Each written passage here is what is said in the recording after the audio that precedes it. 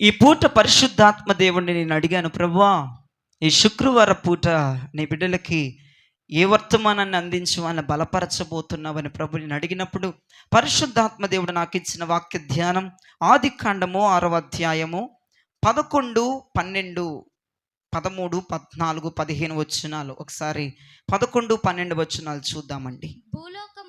భూలోకము దేవుని సన్నిధిని చెడిపోయి ఉండెను. భూలోకము బలాత్కారముతో నిండి ఉండెను.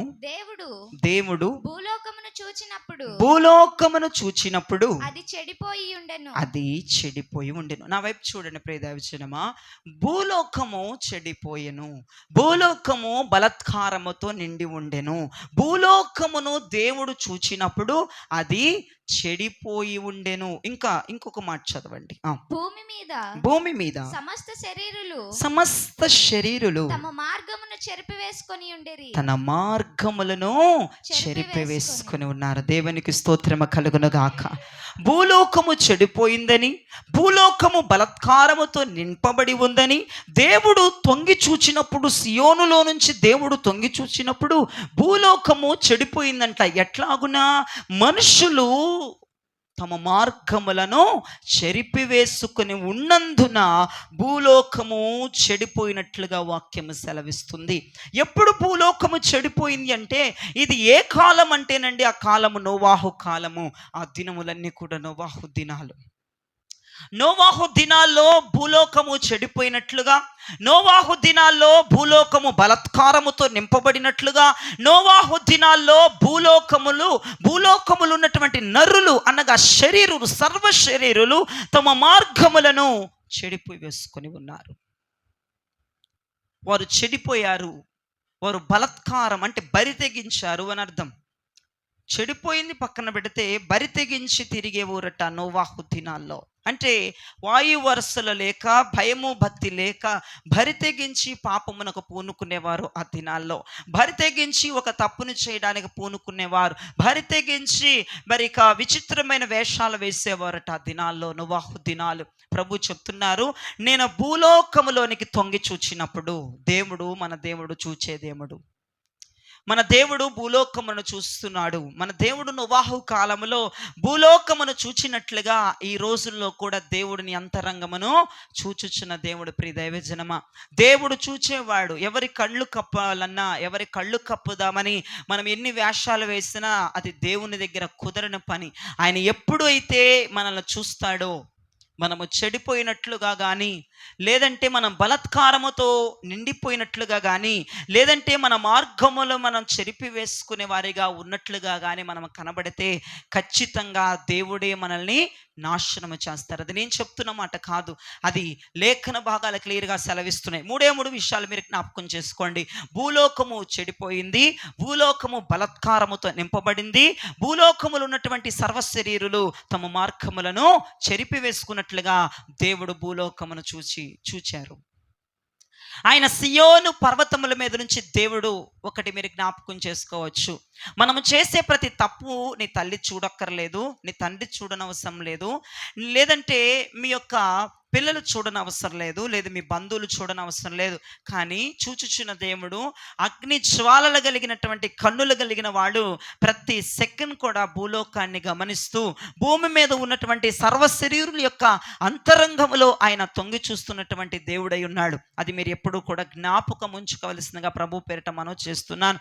ఎవరు చూడట్లేదు కదా, దైవజనుడు చూడట్లేదు కదా, లేదంటే కుటుంబ సభ్యులు చూడట్లేదు కదా, లేదంటే ఇరుగు పొరుగు వారు చూడట్లేదు కదా అని నువ్వు చేస్తున్న ప్రతి ఒక్కటి కూడా నా దేవుడు చూస్తున్నాడు అన్నటువంటి ఒక సత్యాన్ని నువ్వు మర్చిపోకూడదని ఈ వాక్య సందర్భంగా మీకు సెలవిస్తున్నాను. ప్రియ దైవజనమా, ఈ సత్య సువార్త దేవుడు చూచుచున్న దేవుడు అన్నట్లుగా మనం ప్రవర్తించాలి. దేవునికి స్తోత్రం.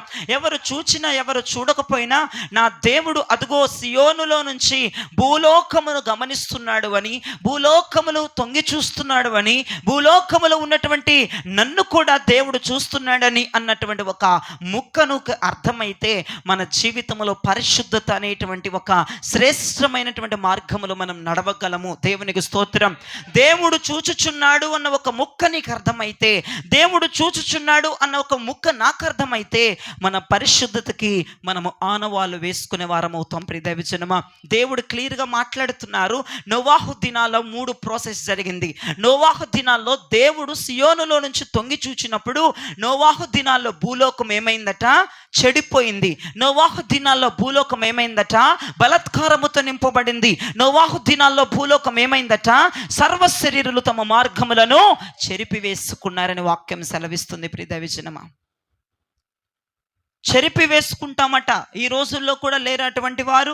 మార్గములను చెరిపి వేసుకునేవారు, మంచి త్రోవలో వెళ్లకుండా ఆ మార్గములను చెరిపి వేసుకుంటున్నారని వాక్యం క్లియర్గా సెలవిస్తుంది. అంటే నేను మాట్లాడుతున్నటువంటి మాటలన్నీ కూడా రాకడ వర్తమానాన్ని ఈ పూట నేను మీకు తెలియజేస్తున్నాను. రాకడ దినాల్లో ఎలా జరిగిద్దంటే ప్రభు క్లియర్గా చెప్పకనే చెప్పారు. నోవాహు దినాలు ఎలాగైతే ఉంటాయో మనుష్య కుమారుడు వస్తున్నప్పుడు కూడా అలానే జరుగుతాయి అని ప్రభు మాట్లాడారు. ఆయన వచ్చుచున్నటువంటి తరుణం ఎలా ఉంటుందట? రాకడ దినం ఎలా ఉంటుందంటే భూలోకం అంతా చెడిపోయి కనపడిద్దంట. భూలోకములను ప్రజలు బరి తెగించి తిరుగుతారటండి. బరి తెగించి అంటే బలత్కారముతో నింపబడిద్దంట భూలోకం. ఇక బరి తెగిస్తారట. ఏది చేయటానికైనా విచ్చలవిడిగా బరి తెగిస్తారట. భూలోకము ఆయన వచ్చే దినాలలో ఉంటుందని దేవుడు క్లియర్గా మాట్లాడుతున్నారు. అంతేకాదు, తమ మార్గములను తాము చెరిపి వేసుకుంటారు. ప్రతిష్ఠిత మార్గాలు, సమర్పణ మార్గాలు, పరిశుద్ధ మార్గాలు స్వయంగా తామంతట తామే తమ చేతులతో చెరిపి వేసుకుంటారని లేఖనాలు క్లియర్గా సెలవిస్తాయి. ఎప్పుడు జరిగిద్దంటే ఇదంతా ఆయన రాకడకు ముందు జరుగుతున్నటువంటి సందర్భాలు ఇవన్నీ కూడా. ఈ రోజున ఒకవేళ అవన్నీ కూడా నీలో జరుగుతుంటే ప్రభు త్వరగా వస్తున్నాడన్న ఒక ఆత్మసత్యాన్ని నువ్వు జ్ఞాపకం చేసుకోవాల్సిందిగా మనం చేస్తున్నాను. ఆత్మసత్యాన్ని నువ్వు జ్ఞాపకం చేసుకోవాలి. ప్రభు వస్తున్నాడని అక్షర సత్యం దీంట్లో ఉంది. కానీ అక్షరముగా ఉంటే మనల్ని ఏమీ చేయలేదు. కానీ ఈ అక్షరము మనల్ని జీవింపజేసే ఆత్మగా మార్చాలి. దేవునికి స్తోత్రం. చూడండి, అక్షరాన్ని అక్షరంగా చదివితే మన బ్రతుకులు మారవు. అక్షరాన్ని ఆత్మసత్యంగా మనం మార్చుకోవాలి. అక్షరాన్ని క్రియారూపకంగా మనం తీసుకువెళ్ళాలి. అప్పుడే మన జీవితాలు మారతాయి. ఎప్పుడైతే నువ్వు లేఖనాలు ఓపెన్ చేసి దేవుడు వస్తున్నాడట అని నువ్వు చదువుతా కూర్చున్నావో నీ బ్రతుకు మారదు. ఎప్పుడైతే దేవుడు వస్తున్నాడట అని ఈ చదివింది నీ క్రియల్లో పెడతావో అప్పుడు నీ బ్రతుకు మార్చబడుతుంది. దేవునికి స్తోత్రం. దేవుడు వస్తున్నాడు అని చదివేదానికంటే దేవుడు వస్తున్నాడు అన్నట్లుగా నీ బ్రతుకు ఉంటే గనక అది ఆశీర్వాదము, అది ఎత్తబడేటువంటి ఒక వధువు సంఘముకు కలిగి ఉండవలసిన లక్షణం అని ప్రభువు చెప్తున్నారు. ప్రియ దైవజనమా, ఎప్పుడు కూడా అక్షరాన్ని అక్షరంగా మనం ఎప్పుడూ కూడా చదవకూడదు. దీంట్లో అనేక మంది చదువుతారు, కానీ చదవటానికే మనసుని మీరు అంకితం చేస్తున్నారు. కానీ దీనిలో ఉన్నది ఆత్మకి అప్లై చేసుకోవడానికి, దీనిలో ఉన్నది క్రియారూపకం దాల్చడానికి మీరు ఎంత మాత్రమో ఇష్టపడట్లేదు. మీరు జ్ఞాపకం చేసుకోవాలి. ఆ మనుషులందరూ కూడా నోవాహు కాలంలో ఉన్నటువంటి ప్రతి భూమి మీద ఉన్న ప్రతి నరుడు, ప్రతి శరీరము కూడా బలాత్కారానికి దిగిందంట, చెడిపోవటానికి దిగిపోయిందంట. అంతేకాదు, వారి ముందు ఉన్నటువంటి మంచి మార్గాలు కూడా వారంతట వారే, వినండి చాలా జాగ్రత్తగా, ఈ ముక్క మాత్రం ఎవడో పక్కనోడు వచ్చి వీడి కొంపకి నుప్పంటించట్లేదంట. వాడి కొంప మీద పెట్రోల్ పోసుకొని స్వయంగా అగ్గిపుల్ల కీసి ఎవడైతే కొంప కట్టుకున్నాడు వాడి కొంప వాడే అగ్నికి ఆహుతి చేస్తున్నటువంటి దినాలు నోవాహు దినాలు. తమ మార్గములు తామే చెరుపుకుంటున్నారు. ఎవడో వచ్చి తన కొంపకి నిప్పంటించక్కర్లేదు. వాడి కొంప వాడే నాశనం చేసుకుంటున్నాడు, వాడి శరీరాన్ని వాడే నాశనం చేసుకుంటున్నాడు, వాడి ఆత్మను నరకంలోనికి తీసుకువెళ్ళినట్లుగా వాడి ఆత్మను నొప్పంటించుకుంటూ ఉన్నాడు. ఈ రోజుల్లో కూడా జరగట్లేదా ఈ సందర్భాలని దేవుడు నీతో మాట్లాడుతున్నాడు.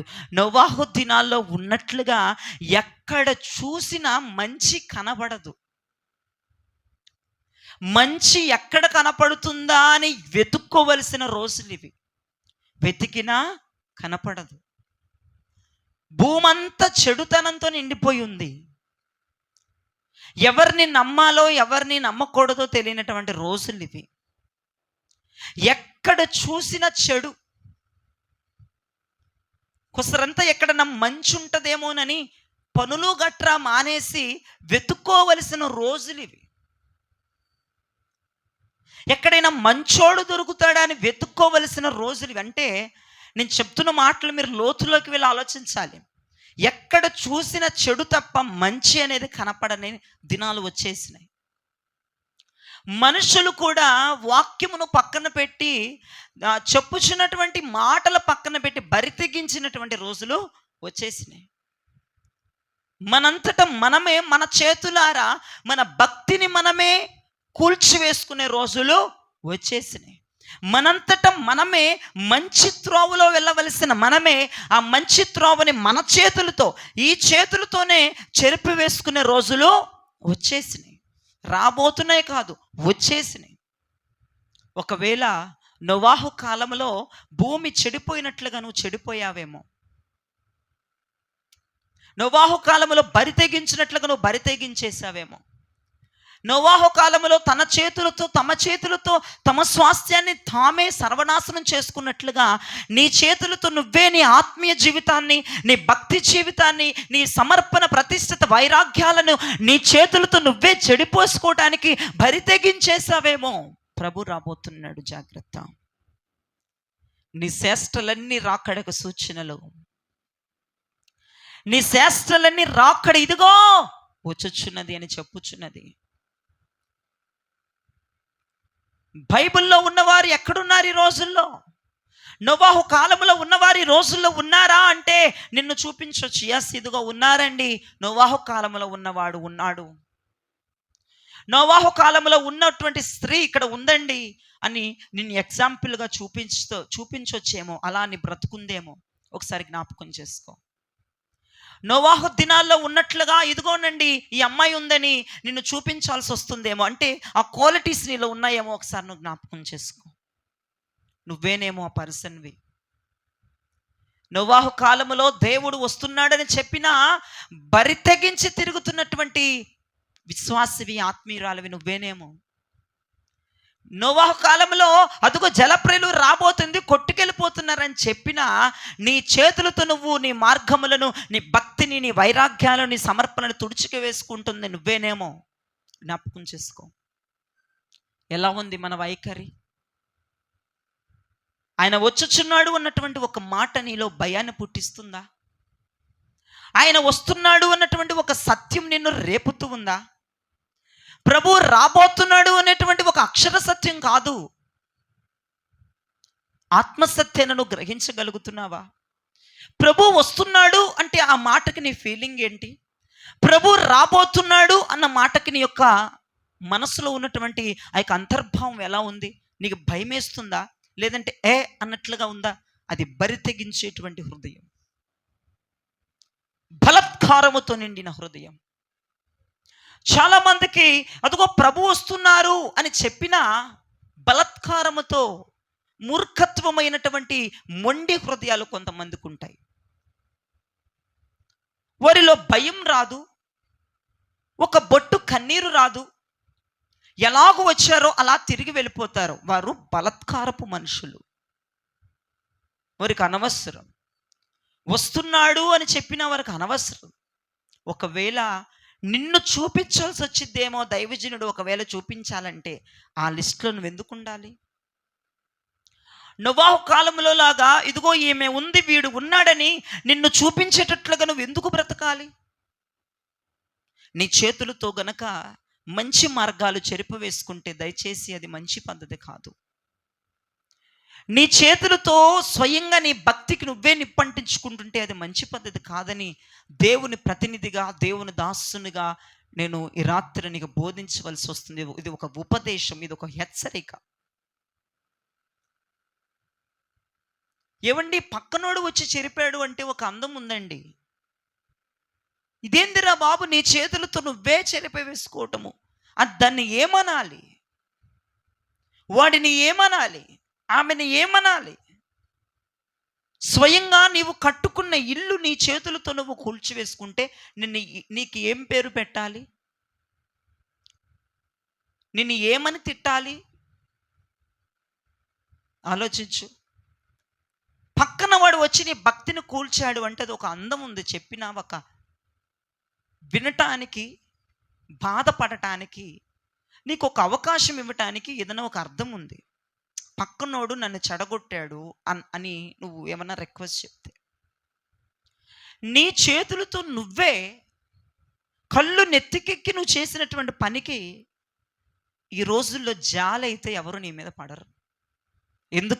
ఎందుకంటావేమో నీ హృదయం బలత్కారముతో నిండిపోయి ఇక బరి తెగించేసి ఎన్ని వాక్యాలు వింటున్నప్పటికీ కూడా బలత్కారముతో నింపబడిపోయావు. కాబట్టి జలప్రలయం వస్తుందే బాబు అని చెప్పినా, జలప్రలయం వస్తుందిరా నీకు బాకానాదాలు ఊదినా, నీ చేతులతో నీ కొంపకి నువ్వు నొప్పంటించుకొని, నీ చేతులతో నీ ఆత్మీయ జీవితాన్ని నువ్వే పాడు చేసుకొని, నీ చేతులతో నీ భక్తి వైరాగ్యాల ప్రతిష్టతల జీవితాన్ని సర్వనాశనం చేసుకుంటున్న నిన్ను ఏమని తిట్టాలి? నీపై ఎలా జాలిపడమంటావు? అటువంటి వారికి జాలి దొరకదు, అటువంటి వారికి కరుణ దొరకదు, అటువంటి వారికి కటాక్షము దొరకదు, అటువంటి వారికి కనికరము దొరకదని ఈ వాక్య సందర్భంగా సెలవిస్తున్నాడు దేవుడు. దేవుడికి విపరీతమైన కోపం వచ్చింది. భూమి మీద జలప్రలయం వస్తుంది అని చెప్పినా ఇంకా చెడిపోయిన మంది ఎక్కువ ఉన్నారు, ఇంకా బరితెగించిన మంది ఎక్కువ ఉన్నారు, ఇంకా తమ చేతులతో తమ భక్తి పెంచుకోకుండా తమ చేతులతో స్వయంగా ఎన్ని మాటలు చెప్పినా సరే వాక్యాలు తమ చేతులతో తుడిపి వేసుకున్న మనుషులు ఉన్నారు.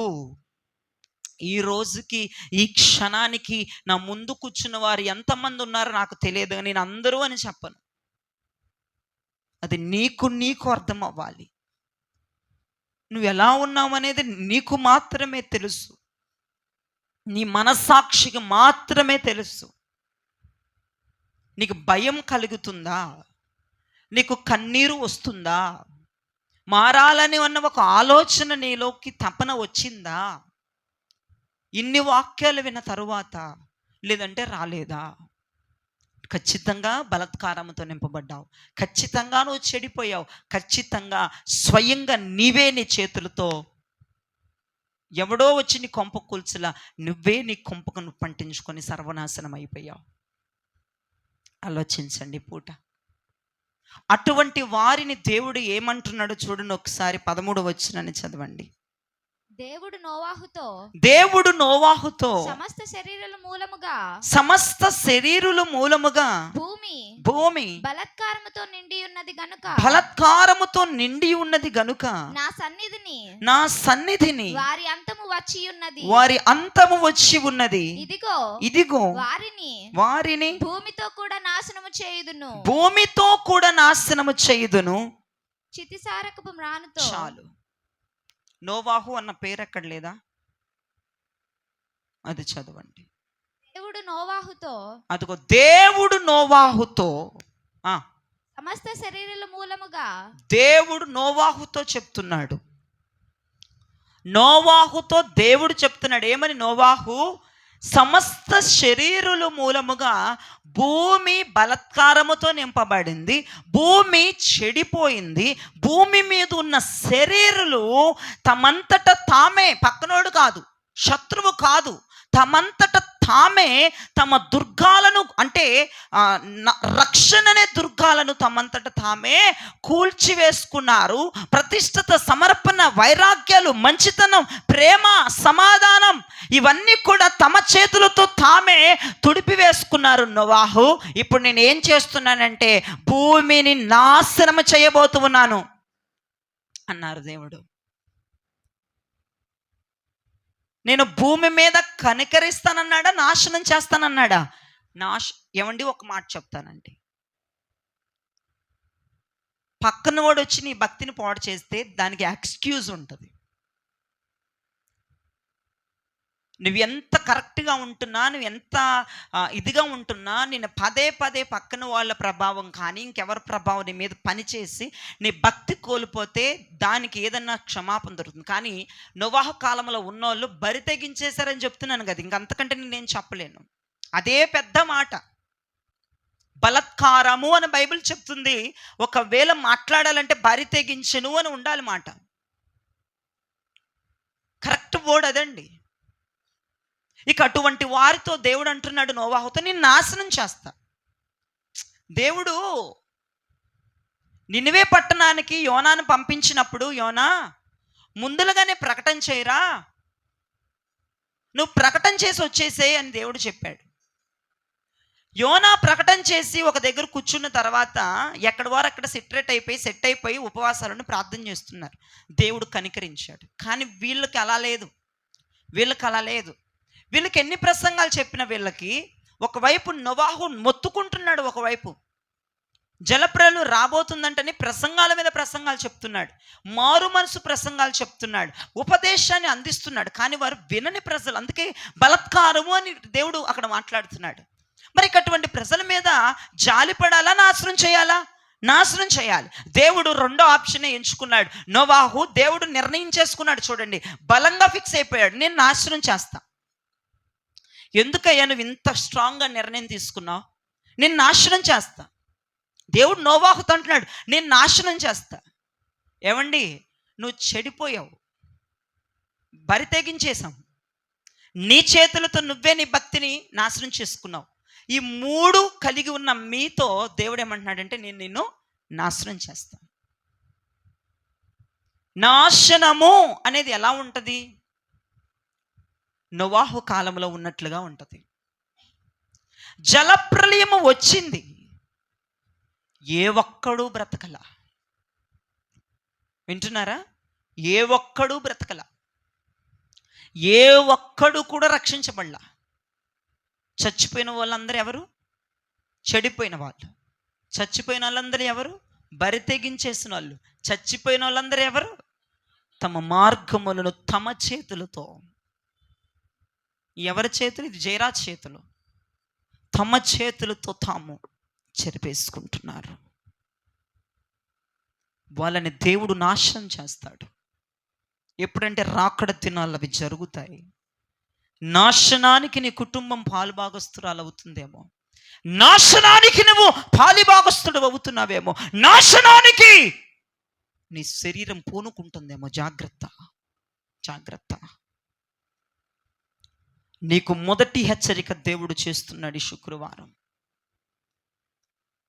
నీకు మొదటి హెచ్చరిక చేస్తున్నాడు. ఈ హెచ్చరిక కూడా నువ్వు మారలేదంటే ఖచ్చితంగా నెక్స్ట్ నీకు జరగవలసిన సన్మానం నాశనం. ఏమండి, మా బంధువులు మమ్మల్ని నాశనం చేశారండి, అదుగోండండి వాడు మమ్మల్ని నాశనం చేశాడండి అని ఆడవడం కాదు. జనములు నీకు తెచ్చిన నాశనము కొంతైతే, దేవుని వద్ద నుంచి వచ్చే నాశనం వినాశనం. అది ఒక్క పురుగు, ఒక్క నూకలు నీకు భూమి మీద ఉండవు. మనుషులు నిన్ను నాశనం చేసినా కొద్దిగో గొప్ప తింటున్నావు, కొద్దిగో గొప్ప ఉంటున్నావు, కొద్దిగో గొప్ప ఎట్లా బ్రతుకుతున్నావు. దేవుడు నాశనం చేస్తే పుట్టగతులు లేకుండా పోతాం. భూమి మీద మన నూకలు ఉండవు. చాలామంది ఏడుస్తూ ఉంటారు, మమ్మల్ని నాశనం చేసేసారండి, మమ్మల్ని నాశనం చేసేసారండి. వాళ్ళ నాశనం నిన్ను ఇలానన్నా ఉంచింది, జనాల నాశనం. కానీ దేవుని నాశనం నిన్ను ఇలా కూడా ఉంచదు. వాసన గబ్బు కొడతావు, చచ్చిపోయి శరీరం కుళ్ళి కృషించిపోతుందంట. ఎవరి శరీరాలు వాసన కొడుతుంది అంటే వాడు చెడిపోయిన శరీరాలు. వాళ్ళ మార్గములను, ప్రతిష్ఠిత సమర్పణ వైరాగ్య మార్గాలను, పరిశుద్ధ మార్గాలను చెడిపి వేసుకున్నటువంటి శరీరాలు కుళ్ళు కంపు కొట్టిపోతున్నాయి. దేవుడు నాశనం చేస్తే అలా ఉంటుంది ఆయన నాశనం. ప్రియ సహోదరి, ప్రియ సహోదరుల, ఎవ్వరు కూడా జోక్గా కూడా ఆయన నాశనాన్ని చూద్దాం అనుకోవద్దు ప్లీజ్. ఆయన నాశనాన్ని చూద్దాం అనుకోవద్దు ప్లీజ్. జోక్గా కూడా, ఫన్నీగా కూడా, ట్రైల్ వేద్దాంలే అని కూడా ప్లీజ్ ఎవరు కూడా అలా అనుకోవద్దు. కీర్తనకారుడు ఒక మాట అన్నాడు, 50వ కీర్తన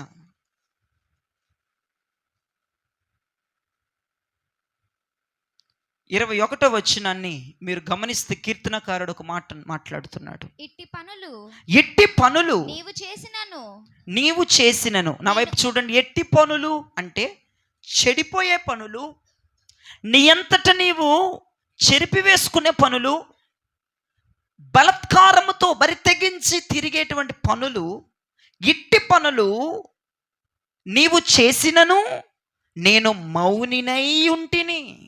దేవుడు ఎలా ఉన్నాడంట? నువ్వు పరిశుద్ధ మార్గాన్ని చెరిపేసుకుంటుంటే దేవుడు ఎలా ఉన్నాడంట? ప్రార్థన చేయకుండా పడుకుంటా ఉంటే దేవుడు ఎలా ఉన్నాడంట? సాకులు చెప్తా ఉంటే దేవుడు ఎలా ఉన్నాడంట? అంటే చూడండి, నువ్వు చెరిపేసుకుంటున్నావు. నీ అంతట నువ్వే, ఎవడు వచ్చి చేరపట్లా నిన్ను. నీ అంతట నువ్వే భక్తులు ఎదగవలసిన దానివి, భక్తులు ఎదగవలసిన వాడివి. నీకు ఎదిగేటువంటి పోలికలు లక్షణాలు లేవు, చెరిపేసుకుంటున్నావు. దేవుడైనా మౌనంగా ఉన్నాడు. నువ్వు చెడిపోతున్న దేవుడు నీకు చెప్పడానికి ఇష్టపడట్లా, మౌనంగా ఉన్నాడు. నువ్వు బరి తెగించేసిన దేవుడు నీకు ఏ పనిష్మెంట్ ఇవ్వట్లా, మౌనంగా ఉన్నాడు.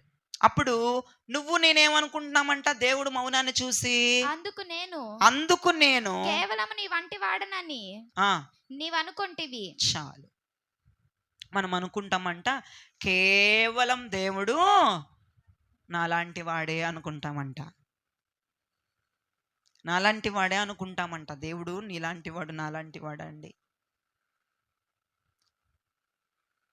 భక్తుడు అంటున్నాడు, ఇట్టి పనులు నువ్వు చేసినా దేవుడు మౌనంగా ఉన్నాడు.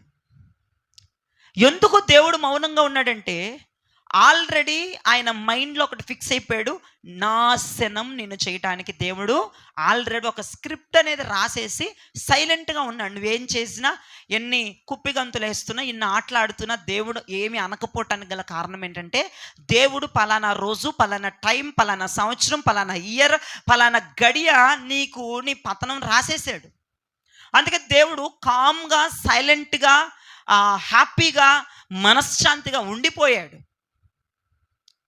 ఇంకా ఆయనకి నీ ద్వారా కోపం రావక్కర్లేదు, ఆయనకి బీపీ షుగర్లు పెరిగిపోవక్కర్లేదు, కామ్గా ఉన్నాడు. ఎందుకంటే నీ లాస్ట్ డేట్ రాసేసి పెట్టేశాడు. నీ పతనం అవ్వాల్సిన దినం, నువ్వు నాశనం అయిపోవలసిన దినం, ఆయన ఉగ్రతకు నువ్వు ఆహుతి అయిపోవలసిన దినం దేవుడి పేరు రాసి సైన్ చేసేసి అట్లా పెట్టేశాడు. ఇక ఆ నాశనం దినం వచ్చిందాకా కూడా దేవుడిని ఏం చేయడు. నువ్వు బూతులు మాట్లాడుకుంటా ఉండి, మందిరాలు మానేసేసి, ఉపవాసాలు మానేసేసి, విచ్చలవిడిగా బతుకుతున్న దేవుడిని ఏమీ అండవు. ఒకవేళ సహోదరి సహోదరుడా, నా అంతటికి నేను చెప్తున్నాను, ఒకవేళ నీ టైం పీరియడ్ ఏమేది, నాశనానికి దగ్గరైపోతున్నావేమో, దేవుడు ఆల్రెడీ నీ డేట్ రాసేసి, నీ పేరు రాసేసి ఆల్రెడీ సైన్ చేసేసాడేమో. దేవుడు అందుకే నువ్వే కుప్పిగంతులు వేస్తున్నా ఏం అనట్లేదేమో. ఇక దేవుడు వేస్ట్ అనుకున్నాడేమో నీ ద్వారా. అంతే కదండి, వేస్ట్ అనుకుంటే నిన్ను వదిలేస్తాడు. ఇక ఆయన నువ్వేది చేసినా నిన్ను ఏమీ అనకపోవటానికి నువ్వు అనుకుంటావంటే దేవుడు నాలాంటోడు. అక్కడ చూడు, భక్తుడు చెప్తున్నాడు, నేను చెప్తున్నాను మాట కాదు అది. అప్పుడు నీవు అనుకుంటివి, అందుకు నేను కేవలము నీ వంటి వాడనని నీవు అనుకుంటివి. అయితే నీ కన్నుల ఎదుట ఈ సంగతులను నేను వరుసగా ఉంచి నిన్ను గద్దించెదను. దేవుడు నరుడు కాడు, నరరూపం ఎత్తాడే కానీ ఆయన నరుడు కాదు. నీలాంటి వాడు నాలాంటి వాడు అని అనుకొని ఎగురు తిరుగు. ఆల్రెడీ నువ్వు ఈరోజు ఈ పూట ఒకటి జ్ఞాపకం చేసుకోవాలి, దేవుడు నా నాశనాన్ని రాసేసాడేమో, అందుకే నేను ఏం చేస్తున్నా ఏం అనట్లేదేమో. అర్థమవుతుందా? మీ అంతటి మీకు మీరు అనుకోండి. ఈరోజు దేవుడు నీతోనే మాట్లాడుతున్నాడు, ఎవరితోనో కాదు. నువ్వేం చేస్తున్నావో నీ ఒక్కడికే తెలుసు.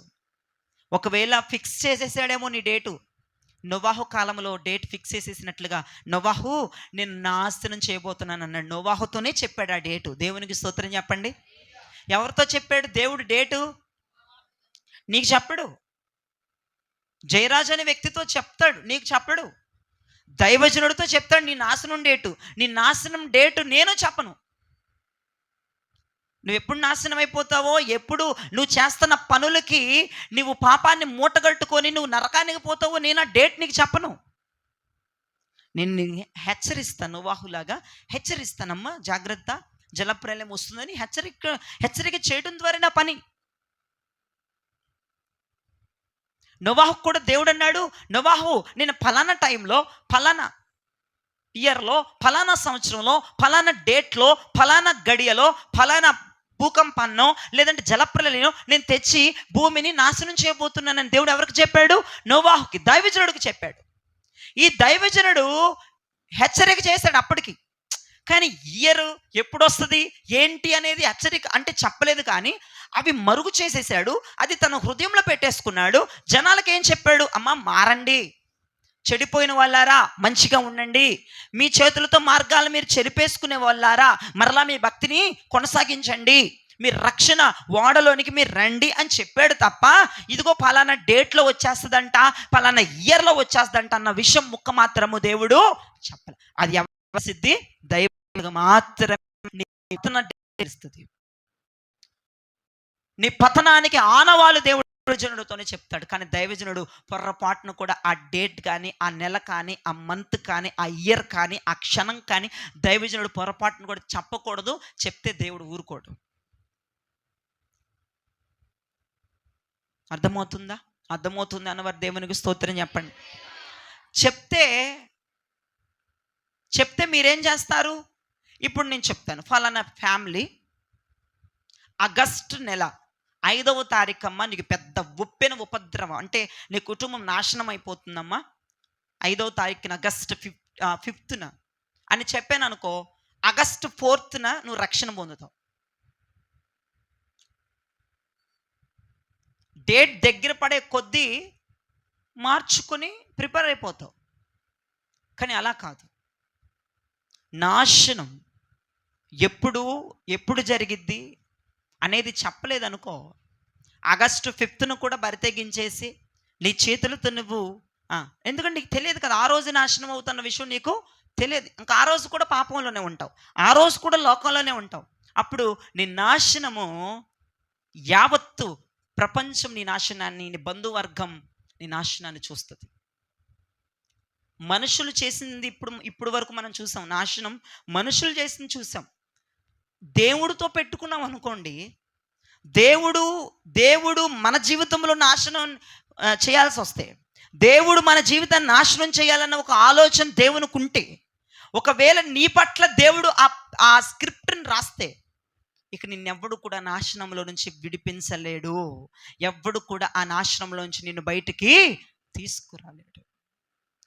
మనుషులు నిన్ను నాశనం చేస్తున్న ఉపవాస ప్రార్థనలు ఉండో, ఆల్ నైట్ ప్రార్థనలు చేసో, సంఘ ప్రార్థనలు చేసో, ఆ మనుషుల నాశనం నుంచి విశ్వాసులో, ఆత్మీయులో దైవజనుడు విడిపిస్తాడు.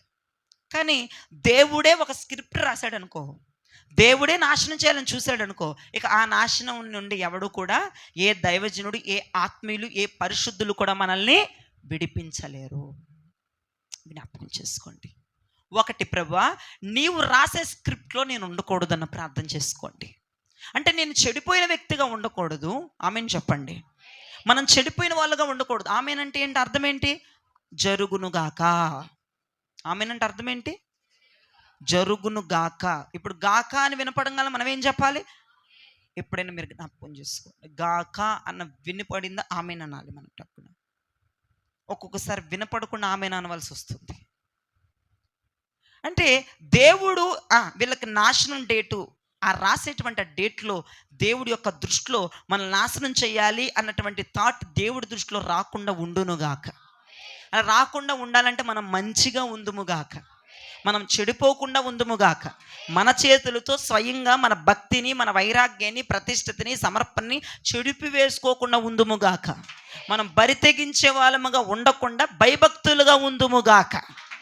ఇలా ఉంటే దేవుడి దృష్టిలో మనల్ని నాశనం చేయాలన్న స్క్రిప్ట్ ఉండదు. ఆ ప్రయత్నాలు చేయండి దయచేసి ప్లీజ్. ఒకవేళ పడిపోయావా బ్రదర్, దేవుడి దృష్టిలో నాశనం చేయాలి అన్న స్క్రిప్ట్ పడిపోయిందని మీద, ఇక నిన్ను ఎవ్వడు కూడా విడిపించడు. ఆ స్క్రిప్ట్ వచ్చేదాకా నువ్వు ఎన్ని కుప్పిగంతలేసినా, ఎన్ని శంకరాభరణాలటువంటి డాన్సులు వేసినా, ఎంత యాక్షన్లు ఎన్ని వేషాలు వేసినా దైవజనుడు కానీ దేవుడు కానీ ఇన్వాల్వ్మెంట్ అవ్వడు. ఎందుకంటే నీ స్క్రిప్ట్ ఆల్రెడీ రాసేసాడు కాబట్టి నువ్వెంత తప్పు చేస్తున్నా నువ్వు ఆరోగ్యంగానే ఉంటావు. అర్థమవుతుందా? నువ్వు ఎన్ని తప్పులు చేస్తున్నా నువ్వు ఆరోగ్యంగానే ఉంటావు, జీవంతోనే ఉంటావు, డబ్బు కూడా నీ దగ్గరే ఉంటుంది, సుఖభోగాలన్నీ నీ దగ్గరే ఉంటాయి. ఎన్ని తప్పులు చేసినా దేవుడు నీ దగ్గర నుంచి అవేం తీసేడు. ఎందుకంటే నీ స్క్రిప్ట్ ఆల్రెడీ రాసేసాడు. పలానా ఇయర్ నీ నాశనం వచ్చేస్తుంది అని రాశాడు కాబట్టి ఎంజాయ్ యువర్ లైఫ్ అని దేవుడు వదిలేస్తాడు. ఒకవేళ ఆ జాబితాలోనూ ఉన్నావేమో. ఇప్పుడు తప్పులు చేస్తున్న వాళ్ళందరూ కూడా ఆ జాబితాలో వేసేసుకోండి మీ లిస్టు, మీ అకౌంట్ ఆ జాబితాలో, మీ బ్యాంకు పుస్తకం ఆ జాబితాలో ఓపెన్ చేసుకోండి. ఓపెన్ చేయకపోతే దయచేసి. అంటే ఎన్ని తప్పులు చేస్తున్నా నువ్వు బాగానే ఉన్నావు అని ఏమన్నా నీకు ఫీలింగ్ ఏమైనా వస్తే ఓకే, ముందుంది ముసళ్ళ పండగ అనేటువంటి బ్యాంకు పుస్తకాన్ని ఓపెన్ చేసుకోండి. ఆ బ్యాంకు పుస్తకం పేరే అది, ముందుంది ముసళ్ళ పండగ. ఆంధ్ర బ్యాంక్, ఇండియన్ బ్యాంక్ లాగా ముందుంది ముసళ్ళ పండగ బ్యాంక్. నిజంగా ఓపెన్ చేసుకో. నేను నవ్వుతా చెప్పట్లేదు ఈ మాట. ఎందుకంటే నీ ఫీలింగ్ అలా ఉంది కదా. ఎంత రహస్య పాపాలను చేస్తున్నా ఐఎమ్ హ్యాపీ. నోటి దగ్గర కూడిపోవట్లేదు, వేసుకుంటున్నటువంటి ఇస్త్రీ బట్టలు నలగట్లేదు, కూర్చున్నటువంటి ఫ్యాన్ కూడా అదేం రిపేర్ రావట్లేదు, బాగానే తిరుగుతుంది, అంతా బాగానే ఉంది నా లైఫ్. నేనేం చేసినా ఓకే బాబు. ఆ బ్యాంక్ పుస్తకం లేకపోతే ఈరోజే ఎక్కడికన్నా వెళ్ళి ఆ బ్యాంక్ పుస్తకం ఓపెన్ చేసుకొని రెడీగా పెట్టుకోండి. డబ్బులు జమ అవ్వాలి కదా. పాపపు సొమ్ము జమ అవ్వద్దు. పాపమునకు జీతము మరణం అనేటువంటి సొమ్ము జమ అవ్వాలి కదా. అర్థమవుతుంది అని వారి దేవునికి స్తోత్రం చెప్పండి. అంటే మీకు ఏం అర్థమైందో నాకు తెలియదు, కానీ చెడిపోయే వాళ్ళగా ఉండకూడదు అన్నటువంటి ముక్కను మీకు అర్థం అవ్వాలని నా యొక్క ఇంటెన్షన్. మీ చేతులతో మీరు చెడిపేసుకునేటువంటి లిస్టులో ఉండకూడదు నా ఇంటెన్షన్. Amen, amen, amen. అది జరుగునుగాక. స్వయంగా మన చేతులతో మనమే చెరిపేసుకోకూడదు. అది గుర్తుపెట్టుకోండి. బలత్కారముతో మనం నింపబడకూడదు. ఆమెన్. అది గుర్తుపెట్టుకో. అయితే దేవుడు నోవాహుతో చెప్పాడు, నోవాహు పలానా సమయం పలానా గడియ వస్తుందయ్యా, సునామీని తెప్పిస్తున్నాను, వాళ్ళకి వేస్ట్ అయ్యా అని దేవుడు చెప్పేశాడు.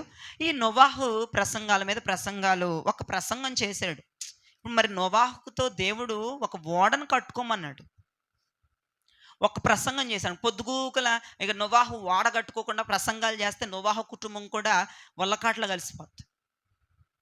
కాబట్టి నోవాహు అనే దైవజనుడు ఒక ప్రసంగాన్ని చేశాడు అంతే. ఇక నోవాహు సిద్ధపడుతున్నాడు. చదవండి ఆ మాట, 14 వచ్చిన. చితిసారకపు మ్రానుతో నీ కొరకు ఓడను చేసుకొనుము. చాలండి, నా వైపు చూడండి. దేవుడు ఎవరికి చెప్పాడు వాడని చేసుకోమని? నోవాహు ఎవరు? నీతిమంతుడు. ఆ తరములో నీతిమంతుడు ఎవరు? నోవాహు. ఎంత మంచి సాక్ష్యం ఉందండి నోవాహుకి. నోవాహు నీతిమంతుడు కాబట్టి ఆ నీతిమంతుడైనటువంటి నోవాహుకే దేవుడు అన్నాడు, నీ కొరకు, ఓన్లీ వన్స్, నీ ఒక్కడి కొరకు, నీ కుటుంబం కొరకు నువ్వు ఓడను తయారు చేసుకో. అదేంటయ్యా, జనము వారి కొరకు నీకు అనవసరం, నీ కొరకు నువ్వు ఓడను కట్టుకో.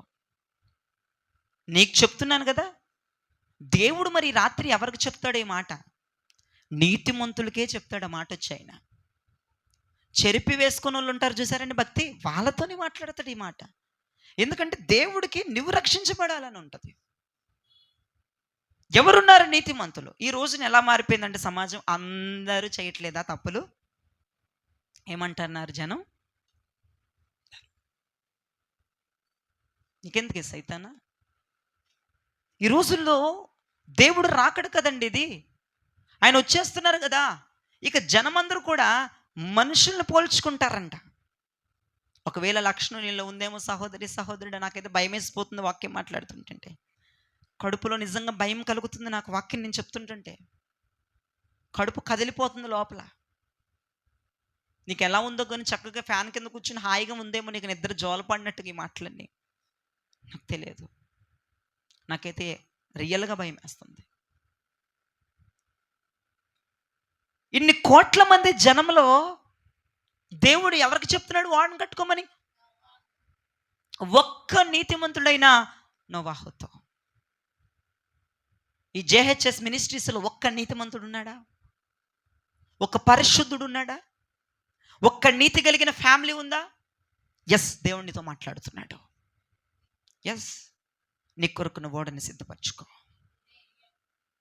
నీ ఒక్కడి కొరకే నోవాహు నీ ఒక్కడి కొరకే ఓడని సిద్ధపరచుకో. నీ కొరకు దేంతో సిద్ధపరచుకోమంటున్నాడు? ఓడ ఆ మెటీరియల్ కూడా దేవుడు చెప్తున్నాడు. చితిసారకపు మ్రాను అంటే అర్థం ఏంటంటే తుప్పు పట్టదు. అది చితిసారకపు మ్రానుతోనే దేవుడు ఎందుకు ఓడని చేసుకోమన్నాడంటే, ఆ చితిసారకపు మ్రాను అనేది తుప్పు పట్టదు. నేలల్లో ఉన్న, ఒడ్డున ఉన్న, మట్టి మీద ఉన్న, నేల మీద ఉన్న, నేలల్లో లోతులో ఉన్నా సరే అది తుప్పు పట్టదు, అది చెడిపోదు. కాబట్టి దేవుడు ఆ చితిసారకపు మ్రానుతోనే తన కొరకు ఓడను సిద్ధపరచుకోమన్నాడు. దేవునికి స్తోత్రం చెప్పండి. ఈ రోజున నోవాహుకి ఓడ కావాలి. ఆ ఓడ పేరేం పేరు? రక్షణ ఓడ అనండి అందరూ కూడాను. ఆ ఓడ పేరు నేను ఇలా చెప్తున్నాను, రక్షించే ఓడ. దేని నుంచి రక్షించేవాడా? జలప్రలయము నుండి రక్షించేవాడా, రాబోతున్న ఉప్పెన నుండి రక్షించేవాడా, రాబోతున్న విలయతాండము నుండి రప్పించేవాడా, రాబోతున్న ఉగ్రత నుండి తప్పించేవాడా, రక్షించేవాడా. దేవునికి స్తోత్రం చెప్పండి. ఇప్పుడు ఆ ఓడ నీకు నాకు కావాలి. లేకపోతే బలాత్కారం చేసే మనుషులతో, చెడిపోయే మనుషులతో, వారి మార్గములను చెడిపేసుకునే మనుషులతో నీతిమంతుడు కూడా కొట్టుకెళ్ళిపోయే అవకాశం ఉంది. నీతిమంతుడు కూడా కొట్టుకెళ్ళిపోయే అవకాశం ఉంది వాళ్ళతో. నీతిమంతుడు కొట్టుకెళ్ళిపోకూడదని నీతిమంతుడికి దేవుడు ఒక రక్షణ ఓడను కట్టుకోమని చెప్తున్నాడు. దేవునికి స్తోత్రం. రేపు రాబోతున్న ఉగ్రతకి నీతిమంతుడు నాశనం అవ్వకూడదు. రేపు రాబోతున్న ఉగ్రతకి పరిశుద్ధుడు నాశనం అవ్వకూడదు. రేపు రాబోతున్న ఉగ్రతకి జనమందరితో కలిసి వీడును కొట్టుకుపోకూడదని దేవుడు ఒక రక్షణ ఓడని నోవాహుతో కట్టుకోమని చెప్పాడు. దేవునికి స్తోత్రం చెప్పండి. రేపు రాబోతున్నటువంటి ఆ జల ప్రళయంలో నీ కుటుంబం, నా కుటుంబం కొట్టుకెళ్ళిపోకుండా ఉండాలంటే మనందరం మన కుటుంబాలకు ఒక రక్షణ ఓడను కట్టుకోవాలి. యేసయ్యకి స్తోత్రం చెప్పండి. ఏ ఓడను కట్టుకోవాలి? రక్షణ ఓడ. భూమి బలాత్కారముతో నిండి ఉందని, భూమి చెడిపోయిందని ఈ సర్వ శరీరులు తమ చేతులతో తామే తమ భక్తిని, తమ వైరాగ్య సమర్పణ ప్రతిష్టతలని, మంచితనాన్ని, ప్రేమ సమాధానాన్ని చెరిపి వేసుకుంటున్న ప్రజలతో ఈ నీతిమంతుడు, మంచివాడు, పరిశుద్ధులు, ప్రతిష్ఠించుకున్నవారు, వీరందరూ కూడా కొట్టుకెళ్ళిపోకూడదని దేవుడు ఒక రక్షణ ఓడని మన కొరకు కట్టుకోమని రాత్రి మాట్లాడుతూ ఉన్నాడు. నువ్వెవరివి? నోవాహు వంటి నీతిమంతుడివైతే, నోవాహు వంటి ప్రతిష్ఠిత పరుడివైతే, నోవాహు వంటి పరిశుద్ధత పరుడివైతే, నోవాహు వంటి ప్రేమ కలిగిన వాడివైతే, నోవాహు వంటి సమాధానం నీకు ఉంటే, నోవాహు వంటి భక్తి శ్రద్ధలు నీకుంటే, ఎస్, దేవుడు చెప్తున్నాడు ఈ రాత్రి నీ కొరకు ఒక ఓడ కంపల్సరీ కట్టుకోవాలి. కంపల్సరీ మనం ఒక ఓడ సిద్ధపరచుకోవాలి. ఎవరంతట వారు. ఇప్పుడు జయరాజు గారు వచ్చి నీ వాడని కట్టాడు, నువ్వు వచ్చి జయరాజు గారి వాడ కట్టవు. ఎందుకంటే ఇప్పుడు జయరాజు అనే వ్యక్తి ఇతను వాడితేనే కట్టుకోవాలి. నీ వాడు నువ్వే కట్టుకోవాలి. పక్కనవాడు వాడేళ్ళు కడతామంటే నువ్వు జలప్రలయానికి కొట్టుకుపోతావు. పక్కన వాడికి ఏదో చితికి మానుక్స్ ఆ యొక్క మ్రాను తక్కువైందని ఆ కర్ర తీసుకెళ్ళి ఇచ్చేలోపు ఆ జలప్రలయం వచ్చిందనుకో, ముందర నీ వాడను పూడ్చుకో, ముందర నీ వాడను కట్టుకో. పక్కన వాళ్ళ గురించి ఈ రోజుల్లో అనవసరం అండి. చాలా జాగ్రత్తగా వినండి. భక్తి అనేది మన యొక్క భక్తి శ్రద్ధలు అనేవి మనలో నుంచి బయటకు రావాలి. పక్కనోళ్ళది అనేది చాలా చాలా చాలా చాలా డేంజర్. పక్కనోళ్ళ గురించి, వాళ్ళ మార్పు గురించి, వాళ్ళ మారు మనసు గురించి ఏంటంటే ఫస్ట్ నువ్వు ఓడ కట్టుకో, ఫస్ట్ నువ్వు ప్రిపేర్ అవ్వు, ఫస్ట్ నువ్వు సిద్ధపడు. నువ్వు సిద్ధపడి నువ్వు వాడ కట్టుకొని నీకు చిరాకు వస్తే అప్పుడు పక్కన వాడు కట్టుకొని నీ వాడ సగం కట్టుకొని ఆడి వాడ కట్టడానికి ప్రయత్నాలు చేయబాక. నీ వాడ ముందర ఫుల్ ప్రిపేర్డ్గా కట్టేసుకున్నావా? నీ వాడ సిద్ధమైపోయిందా? నీ వాడలో వెళ్ళి సేద తీరుతున్నావా? నీకేం తోచట్లేదా? పక్కనోడిని పట్టుకో. దేవునికి స్తోత్రం చెప్పండి అర్థమయ్యేవాళ్ళు. నీ వాడేసరికి నువ్వు గట్టుకు సావు, నీ ప్రార్థన నువ్వు చేసి సావు. పక్కనోడిని ప్రార్థన చేయమని నువ్వు చెప్పడానికి నువ్వు ఎవడవి? నువ్వు చేస్తున్నావా ప్రార్థన? ముందర నీ వాడు నువ్వు కట్టుకో, తర్వాత పక్కనోడికి చెప్పు. ముందర నువ్వు చదువు బైబిల్, తర్వాత చెప్పు. అమ్మ తల్లిదండ్రులారా, ముందర మీరు చదివి పిల్లలకు చెప్పండి. ముందర నువ్వు చేసి చెప్పు, ముందర నువ్వు కట్టుకుసావు. ఆడికి చెప్పుకుండా కూర్చుంటే నువ్వు ఎగిరిపోతావు, అర్థమైందా? ఆడిది కట్టుకుంటూ కూర్చుంటే నువ్వు పోతావా జలప్రలయానికి. నిజం, కంటి రెప్పపాటున ఎగిరిపోతావు. రాబోతున్న ఉగ్రత దేవుడు తమాషాగా చెప్తున్నాడా?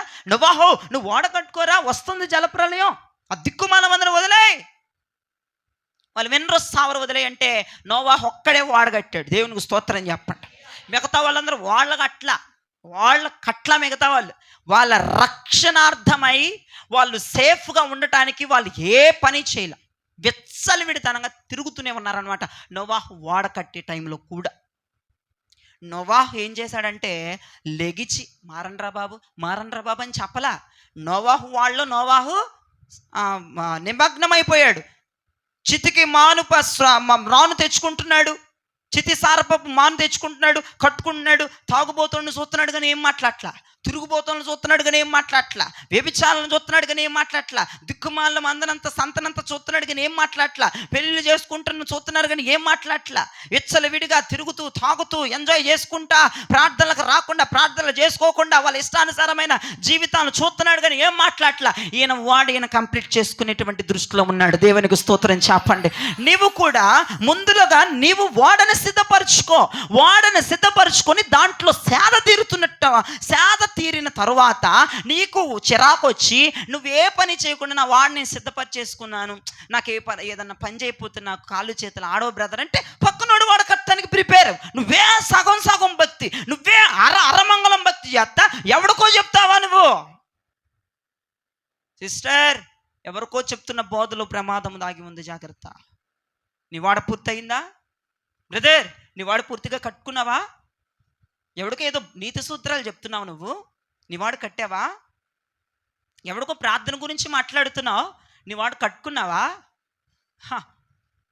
నేను ఇంతగా చెప్తున్నానంటే ప్రిపేర్ చేసుకున్నాను. ఇంతగా నేను మాట్లాడుతున్నానంటే ఇప్పుడు ఈ వాక్యం మీ దగ్గర తీసుకొచ్చి మాట్లాడడానికి ఫస్ట్ ఈ క్వాలిటీస్ నాలా ఉండాలి. అంటే నేను కట్టుకొని ఉండాలి నీకు చెప్పడానికి. ఎస్, నేను ధైర్యంగా నిలబడి చెప్పగలనండి. ప్రతి వాక్యం కూడా నన్ను నేను కట్టుకొని మీ దగ్గరకు వస్తున్నాను.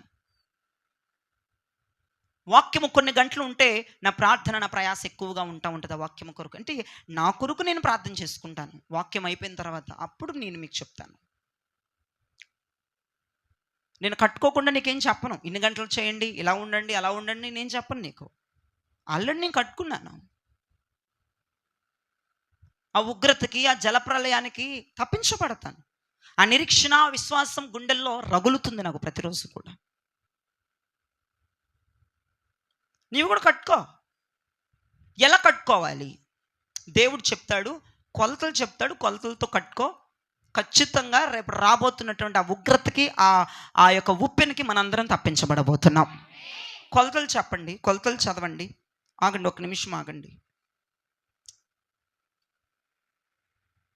Praise the lord. అదే ఆదికాండం 6వ అధ్యాయం 15వ వచనంలో కొలతలు ఉన్నాయి, చదవండి. నీవు దాన్ని చేయవలసిన విధం ఇది. నా వైపు చూడండి. మీరు ఓడను ఎలా కట్టుకోవాలో విధానం చెప్తున్నారు. కింద నుంచి చదవండి, కింద నుంచి చదవండి. 30 మూరలు 30 మూరల ఎత్తును గలదై ఉండవలెను. 30 మూరల ఎత్తు. వెడల్పు ఎంత? 300 మూరల పొడుగు. వెడల్పు కింద నుంచి నేను చదువుతాను. రండి తల ఒకసారి కింద నుంచి నేను చదువుతాను, మీరు గమనించాలి. 15వ వచనం, నీవు దాన్ని చేయవలసిన విధం ఇది. వాడు ఎలా కట్టుకోవాలంటే 30 మూరల ఎత్తును, 50 మూరల వెడల్పును, 300 మూరల పొడవు గలదై ఉండాలి. యేసయ్యకి స్తోత్రం చెప్పండి. నీవు రక్షణ ఓడ కట్టుకునే విధానం ఎలా ఉండాలంటే 30 మూరలు ఎత్తు ఉండాలి, 50 మూరలు వెడల్పు ఉండాలి, 300 మూరలు పొడవు ఉండాలి. ఎత్తు 30, వెడల్పు 50, పొడవు ఎంత? పొడవు 300 మూరలు. 30, 50, 300. 30, 50, 300. 30, 50, 300. నేనేం కూరగాయలు అమ్మట్లేదు, లేదంటే ఇంకోటి అమ్మట్లేదు. వాడ కొలతలేంటి? 30, 50, 300. ఈ వాడ కొలతలతో నువ్వు కట్టుకుంటేనే సేఫ్. 30 తీసి 20కి, 50 తీసి 25కి, 300 తీసి 150కి పెట్టుకుంటే సస్తావు. కంప్లీట్ కొలతలు ఉండాలి. ఎలా ఉండాలి? కంప్లీట్ కొలతలు. దేవుడు ఎందుకు కొలతలు చెప్తున్నాడు నోవాహుకి? ఆ కొలతలతో కట్టుకుంటేనే నోవాహు నువ్వు బ్రతుకుతావు, లేకపోతే చెడిపోయిన మందతో నువ్వు కూడా కొట్టుకుపోతావు. అందుకే నోవాహు ఎవ్వరిని పట్టించుకోకుండా 30 మూరలేమో ఎత్తు కట్టుకుంటున్నాడు, 50 మూరలో వెడల్పు కట్టుకున్నాడు, 300 మూరలో పొడవు కట్టుకున్నాడు. జలప్రలయం వచ్చిన నోవాహు సేఫ్గా ఉన్నాడు. దేవునికి స్తోత్రం చెప్పండి. ఇప్పుడు నేను చెప్తున్న వాక్యం రాబోతున్న ఉపద్రవాలు, రాబోతున్న కరువు, రాబోతున్న కాటకాలు, రాబోతున్న ఉగ్రత, దాంట్లో నీ ఫ్యామిలీ, నీ భర్త, నీ పిల్లలు శిథిలమైపోకుండా, బూడిదైపోకుండా ఉండాలంటే కొలతలు నెంబర్ 1 ఎత్తు 30 మూరలు. దేవునికి స్తోత్రం చెప్పండి. ఏంటి అర్థం? బైబిల్ గ్రంథంలో 30 అంటే దేనికి సూచనగా ఉంది అనేది మనం చూస్తే మనకు అర్థమవుతుంది. అంటే వాడు ఎలా కట్టుకోవాలో మనకు తెలిసిపోతుంది. చితిసారకపు మ్రాన్ తెస్తావా ఏంటి అక్కడికన్నా వెళ్ళి? అట్లాంటి దానివి నువ్వు తెచ్చి చిన్న వాడ బొమ్మ చేసి షెల్ఫుల్లో పెట్టుకునేదానివి. ఎట్ట కట్టాలో ఆత్మీయంగా చెబుతా, అర్థమైందా? నోవాహు చితిసారకపు మ్రాన్తోనే కట్టాడు, కానీ నువ్వు అట్ట కట్టకూడదు. అది అక్షర సత్యం, ఆత్మసత్యం అని చెప్తా. ఆత్మసత్యంగా మనం ఇంట్లో మనం కట్టుకోవాలి. దేవునికి స్తోత్రం.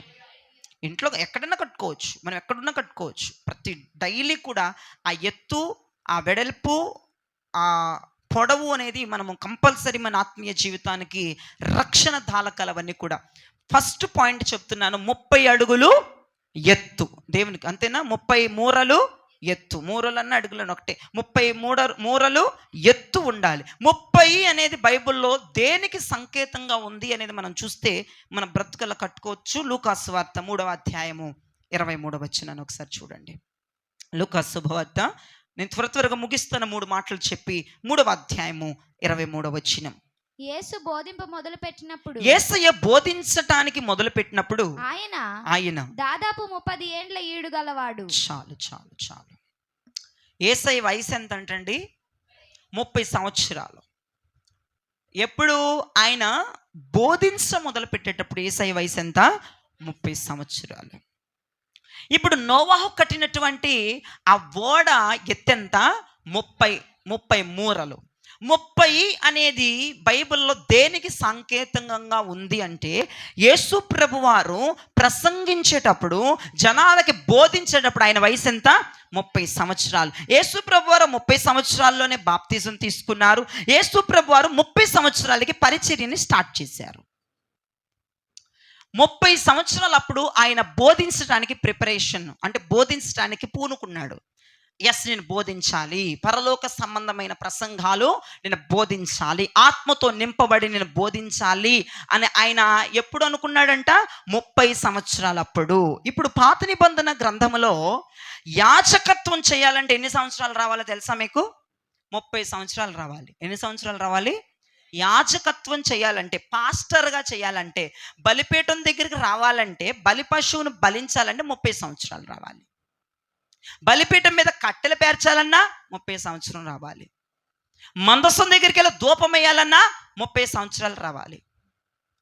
యాజకత్వం అసలు చేయాలంటే 30 సంవత్సరాలు రావాలి. అంతెందుకండి, యుద్ధ సైన్యంలో జాయిన్ అవ్వాలన్నా ఆ వ్యక్తికి 30 సంవత్సరాలు రావాలి. అంటే యుద్ధం చేయాలన్నా 30 సంవత్సరాలు రావాలి. ఈ మాటలన్నీ ఎక్కడ ఉంటాయంటే, మీరు ఇంటికి పోయినాక చదువుకోండి, ఇక్కడ పెట్టొద్ది పంచాయతీ.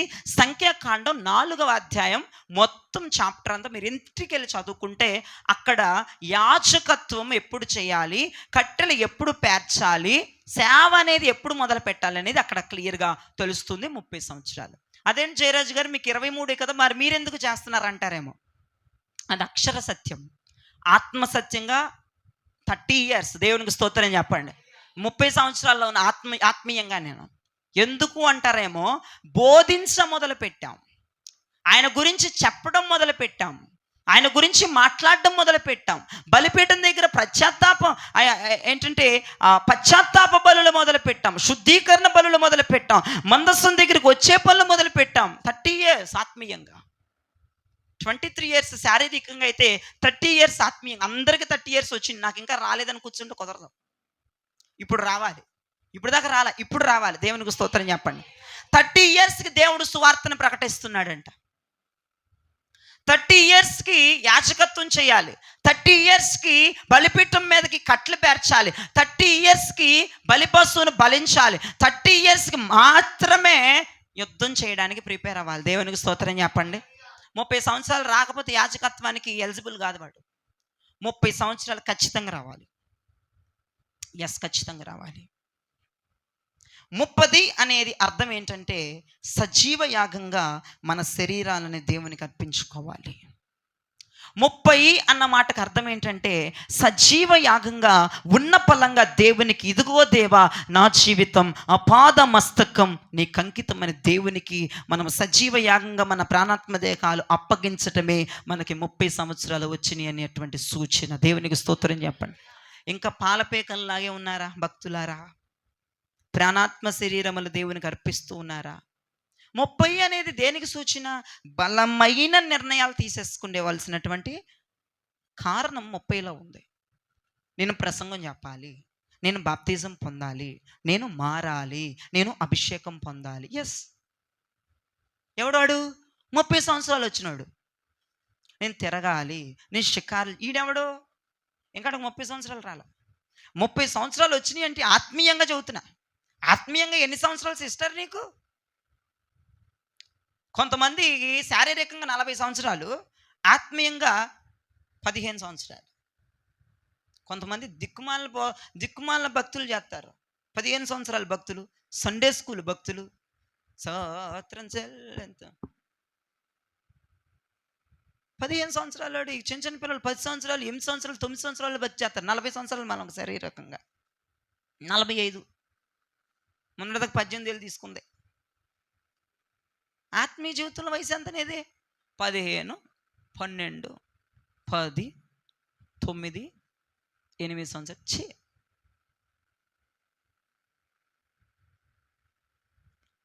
వచ్చినాయా 30 సంవత్సరాలు నీకు? తీసుకుంటున్నావని ఎంతటి నువ్వు నిర్ణయాలు?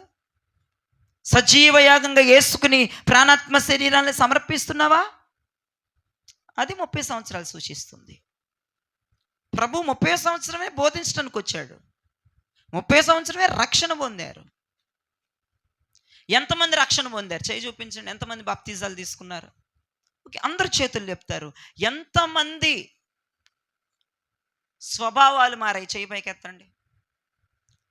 స్వభావాలు, తిట్టకూడదు, కుళ్ళు, కుతంత్రాలు, మత్సలు, డాగులు, మలినాలు, స్వభావపూర్వకమైనటువంటి పాపములు ఎంతమందికి మారు?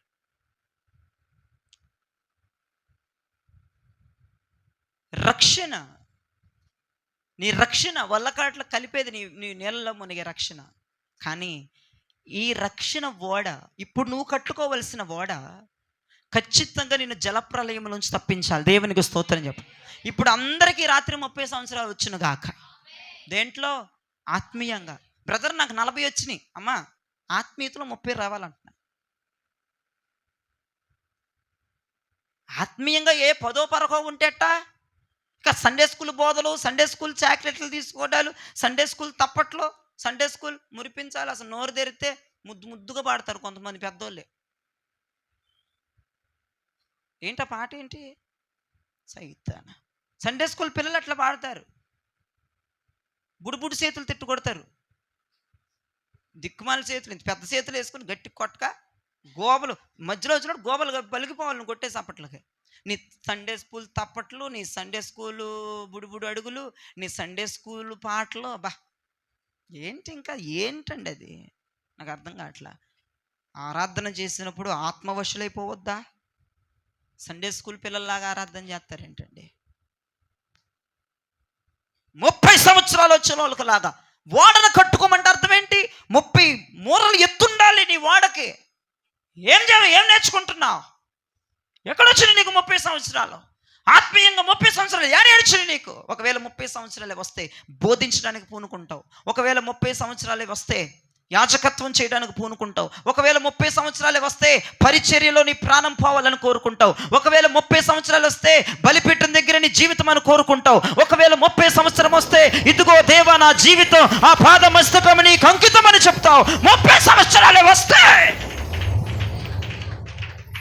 బుడి అడుగులు ఉండవిక, బుడి పాటలు, బుడి సప్పట్లు, బుడి వ్యవహారాలు ఉండవా 30 సంవత్సరాలు వచ్చే వాళ్ళకి ఆత్మీయంగా. నీ ఓడ ఎత్తు 30 ఉందా?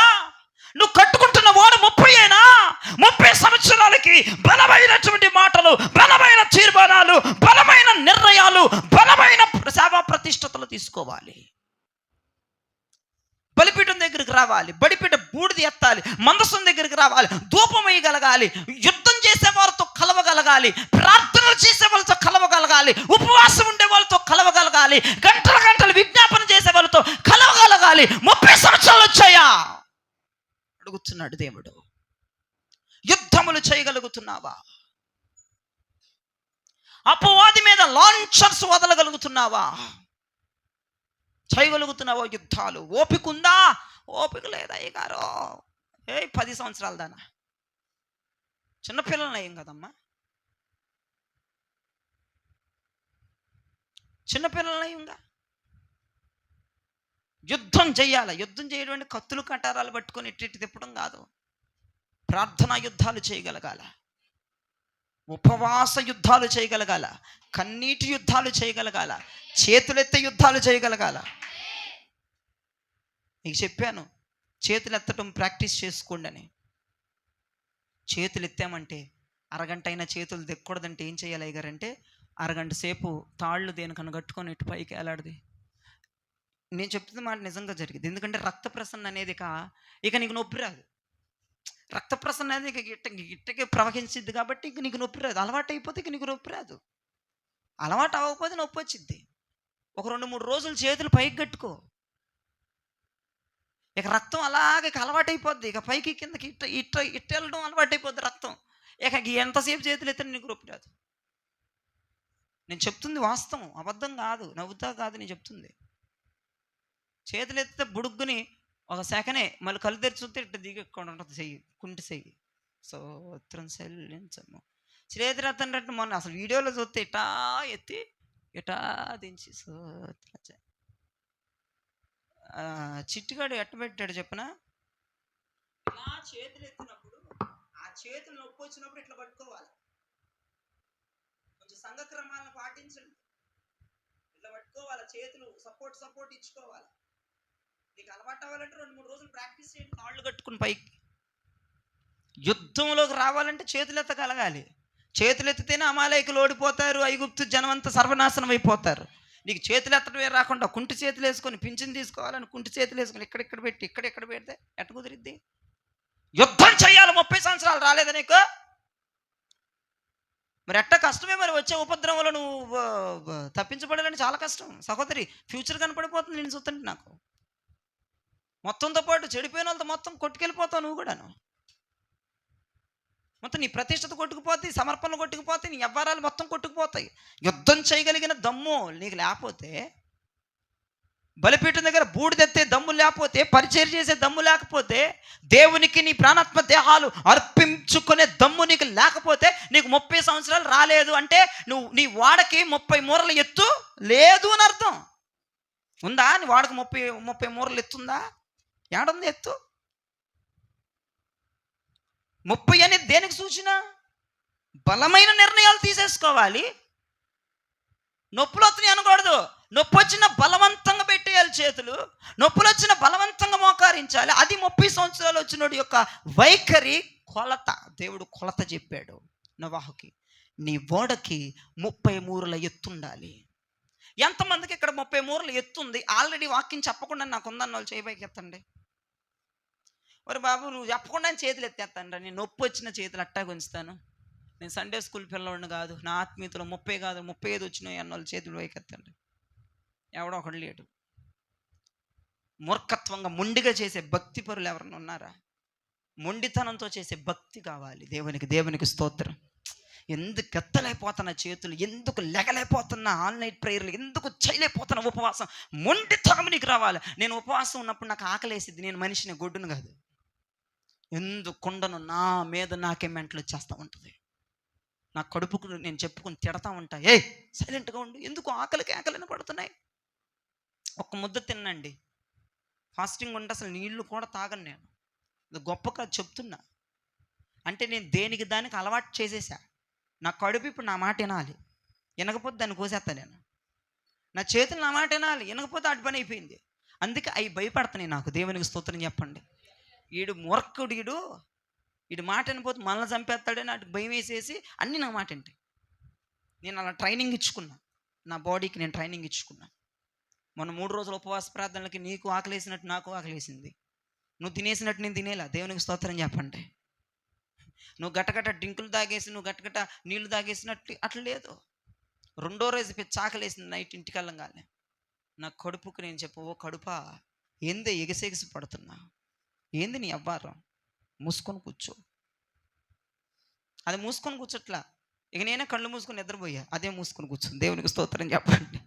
ఏం చేస్తాం మనం, ఏం చేస్తామండి? బలమైన తీర్మానాలు ఏవండి, బలమైన నిర్ణయాలు ఏవండి. వామ్మో చచ్చిపోతాను ఈరోజు తినపోతున్నట్టుగా కొండలు తింటున్నా. ఏది 30 సంవత్సరాలు వచ్చిందా నీకు? నీకు వాడక 30 అడుగులు ఉందా, ఎత్తుందా 30 అడుగు ఎత్తేది? మరి రేపు రాబోయే ఆ జలప్రలయాలు కొట్టుకుపోతావుగా, ఆ ఉగ్రతలో కొట్టుకుపోతావుగా. ఈ 30 సంవత్సరాలు నీకు రాకపోతే ఆత్మీయంగా. నాకు ఒక చిన్న చెల్లి ఉంది, దానికి ఇంకా వయసు రాలేదు. పరమగీతముల గ్రంథం. వయసు రాకుండా ఉండండి, మీకు ఉంటుంది. మొత్తంతో కొట్టుకుపోతారు. అర్థమవుతున్న వాళ్ళకి దేవునికి స్తోత్రం చెప్పండి. 2వది, వాడకి వెడల్పు ఎంత ఉండాలి అక్క? 50. మరి నీకు ఉందా నీకు 50 అడుగు 50 మూరల వెడల్పు ఉందా నీ వాడకి? ఇక 30 లేదు ఎత్తు, ఇక వెడల్పే ఉంటుంది 50 అంటే బైబిల్లో ఏంటి, ఎవరైనా చెప్పగలరా? 50 అంటే బైబిల్లో దేనికి సూచన ఏమండి? ప్రతి 50 సంవత్సరాలకి ఒకసారి సునాదవత్సరం ఇజ్రాయేల్ ప్రజలకు వస్తుంది. వినండి, ప్రతి 50 సంవత్సరాలకు ఒక్కసారి సునాదవత్సరం ఇజ్రాయేల్ ప్రజలకు వస్తుంది. ఆ సునాదవత్సరములో ప్రతి ప్రజల బంధకాలు తెగిపోతాయి. దేవునికి స్తోత్రం చెప్పండి. అంతేకాదు, యేసు ప్రభు వారు 33.5 సంవత్సరాలు భూమి మీద జీవించి 3.5 సంవత్సరాలు సేవ చేసి సిలువకెక్కి సమాధిలో పెట్టబడి తిరిగి లెగిసి 40 రోజులు ప్రజల మధ్య తిరిగి ఆయన వెళ్ళిపోయాడు. 50వ రోజు 120 మంది ఎక్కారంట. దేవునికి స్తోత్రం చెప్పండి. 50 అనే సంఖ్య పెంతెకోస్తు సంఖ్య. దేవునికి మహిమ కలుగునుగాక. 50వ రోజు పైనుంచి అకస్మాత్తుగా అగ్ని నాలుకల వంటి విభాగింపబడిన జ్వాలలు వారి మీదకు దిగొచ్చాయి. దేవునికి స్తోత్రం చెప్పండి. 50 అనేది ఆత్మాభిషేకానికి సూచనగా ఉంది. 30 అనే దేనికి సూచన? బలమైన నిర్ణయాలు తీసుకోవడానికి 30 అనే సూచన. చేతులారా ఉండండి, కడుపులారా ఉండండి, నూరా అని ఇదే మాట్లాడు అన్నటువంటి గద్దింపు, ఒక నిర్ణయం, బలమైన నీ శరీరం నీ మాట వినేటట్లుగా చేయటం, ఒక బలమైన నిర్ణయం తీసుకోవడం అనేది 30 సంవత్సరాలు. 50 అనే సంఖ్య ఆత్మాభిషేకముతో నింపబడటానికి సూచనగా ఉంది. పెంతెకోస్తు అనేది ఎప్పుడు వచ్చింది? 50వ రోజు వచ్చింది. మీకు తెలుసో తెలియదు, మరి నాకు తెలియదు. 50వ రోజున అగ్ని దిగి వచ్చింది. అవునంటారా కాదంటారా? అవునా? 50 40 రోజు వచ్చిందా? 45 రోజు వచ్చిందా? అందరూ చెప్పరేంటండి? అందరికి తెలియదా? 50 అని తెలియదా? తెలియకుండానే బబ్బబ్బా లల్లల్లా డట్టట్ట అంటున్నావా? తెలియకుండానే అంటున్నావా? అయితే దెయ్యమే. తెలుసుకొని పొందుకోవాలి ఆత్మ. అసలు తెలిస్తేనే వస్తుందిగా పరిశుద్ధాత్మ, తెలియకుండా ఎట్టగా? జ్ఞాపకం చేసుకోండి. 50 అనేది పెంతెకోస్తు దినమున 120 మంది మేడగది మీదకి వెళ్ళిపోయి ప్రార్థనలు చేస్తుంటే ఒక్కొక్కరి మీద అగ్ని నాలుకలుగా విభాగింపబడి వచ్చిందంట. దేవునికి స్తోత్రం చెప్పండి. అంటే చూడండి, ఎవరి నాలుక వాళ్ళకే. అవునా కదా? 120 నాలుకలు వచ్చినాయి. ఎన్ని నాలుకలు వచ్చినాయి? 120 నాలుకలు. ఈ నాలుక ఆడి మీదకి, నా నాలుక ఈడి మీదకి వెళ్ళాల, ఎవరి నాలుక ఆడి మీదకి వచ్చింది. దేవునికి స్తోత్రం చెప్పు. అంటే దేవుడి యొక్క దృష్టిలో ఎవరి మీద ఎలా ప్రణాళిక ఉంటే అటువంటి అగ్ని జ్వాలల నాలుకలు ప్రభు మన మీద దింపుతాడు. నేను పరిచర్య చేయాలనే నాలుక దేవుడు నా మీదకు పంపాడు. నీ మీద ఉద్దేశం ఏంటో ఆ నాలుక నీ మీదకు పంపుతాడు ఆయన. అది ఇంకా నీ మీదకి రాట్లా. ఆ అగ్ని నాలుకగా నీ మీదకి రావట్లా. దేవుని ప్రణాళిక నీ మీద నెరవేర్చబడట్లేదు. 50 మూరల వెడల్పేది నీ వాడకి, ఆత్మాభిషేకం ఏది, ఆత్మతో నడిపించబడటం ఏది, శరీరానుసారంగానే ఉన్నావు కదా, ఆత్మానుసారంగా ఎప్పుడు మారుతావు? 50 సంఖ్య ఏది నీ వాడకి? మేము రక్షణ తీసుకున్నామండి, ఏది 50 ఉందా? 50 కొలుతుందా? ఏసి చూపించి నీ రక్షణకి 50 కొలత. నువ్వు ఆత్మానుసారంగానే మాట్లాడుతున్నావా? ఆత్మానుసారంగా కొనుకోబడుతున్నావా? ఆత్మానుసారంగా ప్రవర్తిస్తున్నావా? 120 మంది మీదకి 50 అంటే సంఖ్య ఏంటి? అగ్ని జ్వాలలు దిగి రావటం. దేవునికి స్తోత్రం. ఆత్మదేవుడు దిగి రావటం మన మీదకి. మరి ఎలా ఉండాలి? ఆత్మానుసారంగా ఉండాలి, ఆత్మానుసారంగా మాట్లాడాలి, శరీరానుసారంగా మాట్లాడకూడదు. ఒకవేళ ఇక్కడ కూర్చున్న వారందరూ శరీరానుసారంగా మాట్లాడుతున్నారేమో, ఆత్మానుసారాలు ఏం చేస్తారో తెలుసా? వాక్యం మాట్లాడతారు. దేవునికి స్తోత్రం చెప్పండి. ఎవరన్నా వచ్చి నీకేమైనా బాధలు చెప్తే నీకు ఏంటిది తుల్లిబుల్లి కబుర్లు చెప్పవు, నువ్వు వాక్యం మాట్లాడతావు వాళ్ళతో. ఎవడాడు? 50 మూరల వెడల్పు కలిగినోడాడు. ఎవడు? 50 మూరల ఎడల్పు కలిగినోడు. ఎవడన్నా వస్తే ఏం మాట్లాడతాడు? వాక్యం. ఇప్పుడు నేను నీకు ధైర్యం చెప్పాలి, నేనున్నానే బుల్లె నేనున్నానే అనవు. దేవుడున్నాడే బుల్లె. ఎవడు? దేవుడున్నాడు అనే, దేవుడున్నాడే బుల్లె అని చెప్పినాడు ఎవడు? 50 మూరలు ఎడల్పు ఉన్నాడు. దేవుడు స్తోత్రం చెప్పండి. దిక్కుమాల సంతంతా వస్తుంది, నేనున్నా, నేను చూస్తా, నేను చేస్తా, ఫుల్ సపోర్ట్ నీకు. ఎవడాడు నీ మీదకి? ఈమెవరు? బబ్బబ్బా లల్లల్లానే విట్ట మాట్లాడుతున్నాడు బయటికి వెళ్ళి. ఏమమ్మా నువ్వు ఆత్మీయసారం దానివేను, నువ్వు ఆత్మీయ దానివేను, నువ్వు దేవుడు ఉన్నాడక్క వదిలేసే, అన్నిటికీ దేవుడే పరిష్కారం. ఒకసారి చెప్పడం కాదు, 10 సార్లు నీ నోట్ల నుంచి అదే రావాలి. 50 మూరల వెడల్పు ఉన్నదానివి నీ నోటి నుండి ఆత్మీయమైనటువంటి ఉత్సరాలు బయటికి రావాలి. దేవునికి స్తోత్రం చెప్పండి.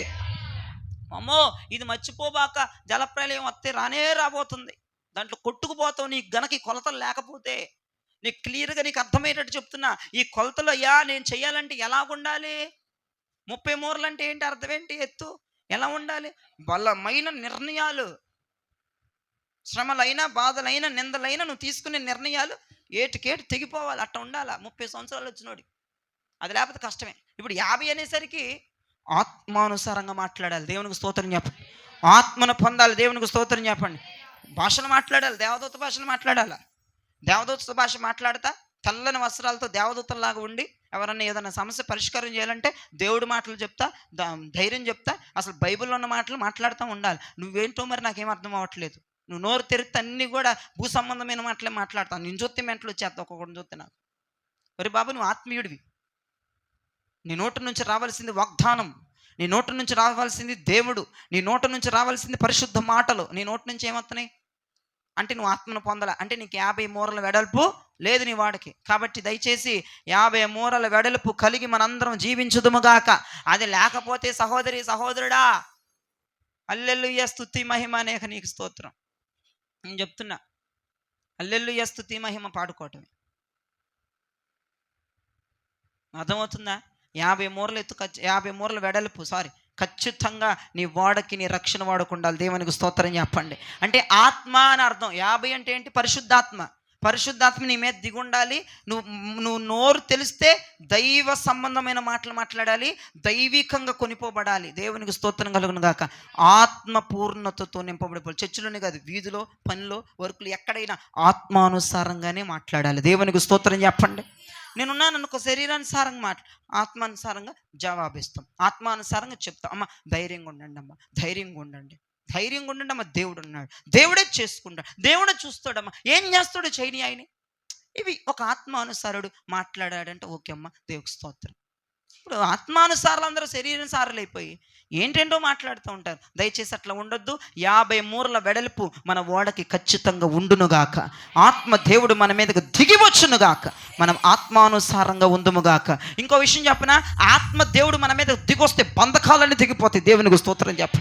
పాపపు బంధకాలన్నీ తెగిపోతాయి, వ్యతిరేక బంధకాలు తెగిపోతాయి, చీకటి బంధకాలు తెగిపోతాయి, అంధత్వ బంధకాలు ఊడిపోతాయి.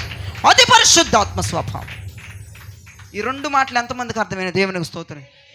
3 చూడండి, 300 మూరల పొడవు ఎంతండి? 300 అంటే బైబిల్లో ఏంటి అర్థం ఏంటి? 300 అంటే ఆదికాండం 5వ అధ్యాయం 22వ వచనం చూడండి.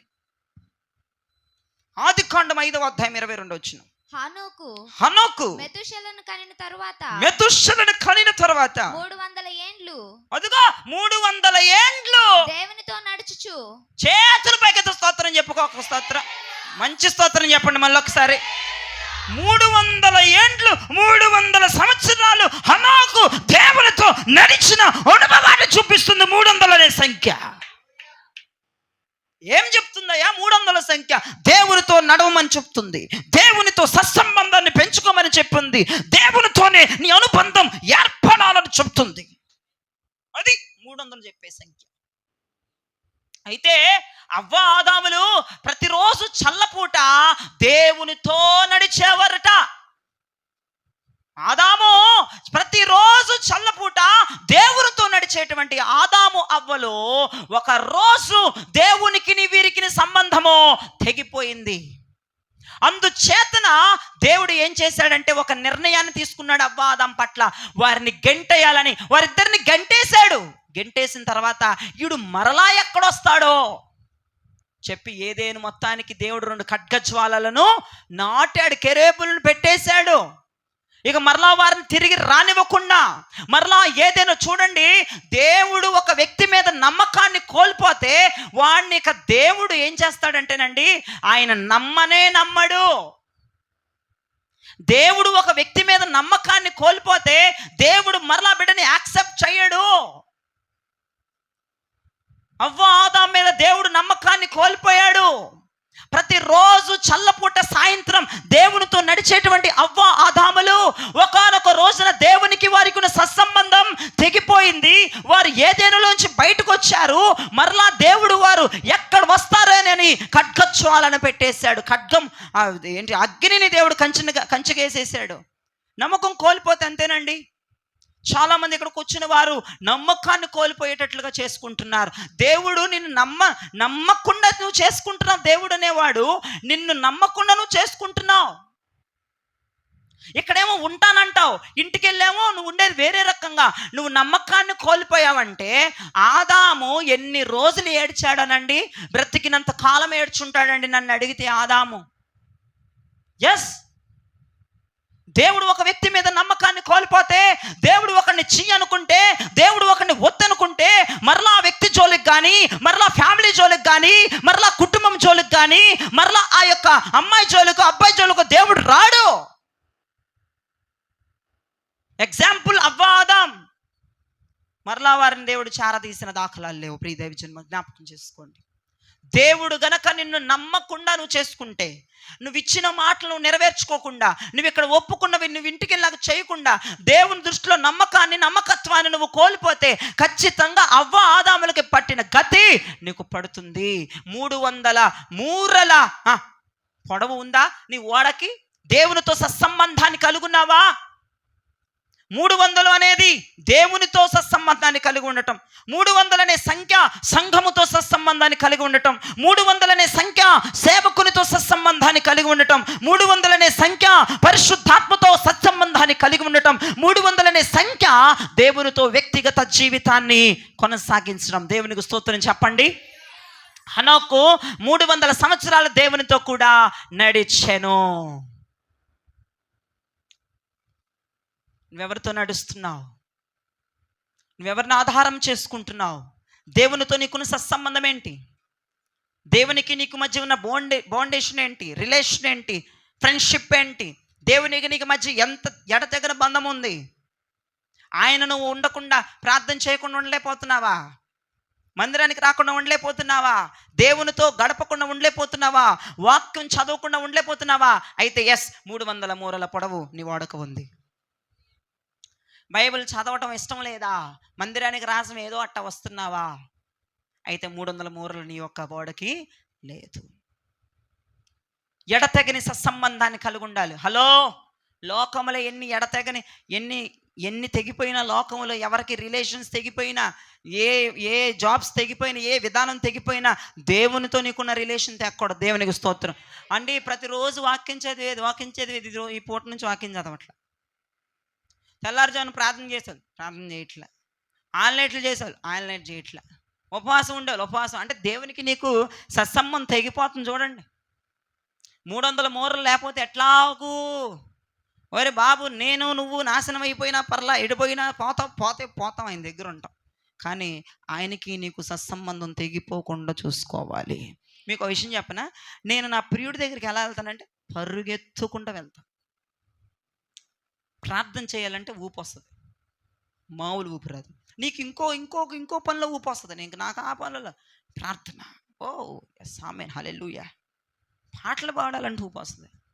మందిరానికి రావాలంటే ఎగ్జైటింగ్గా ఉంటుంది. అబ్బాయి ఎప్పుడు వస్తుందిరా బుధం, ఎప్పుడు వస్తుందిరా శుక్రవారం, ఎప్పుడు వస్తుందిరా అనుకుంటా.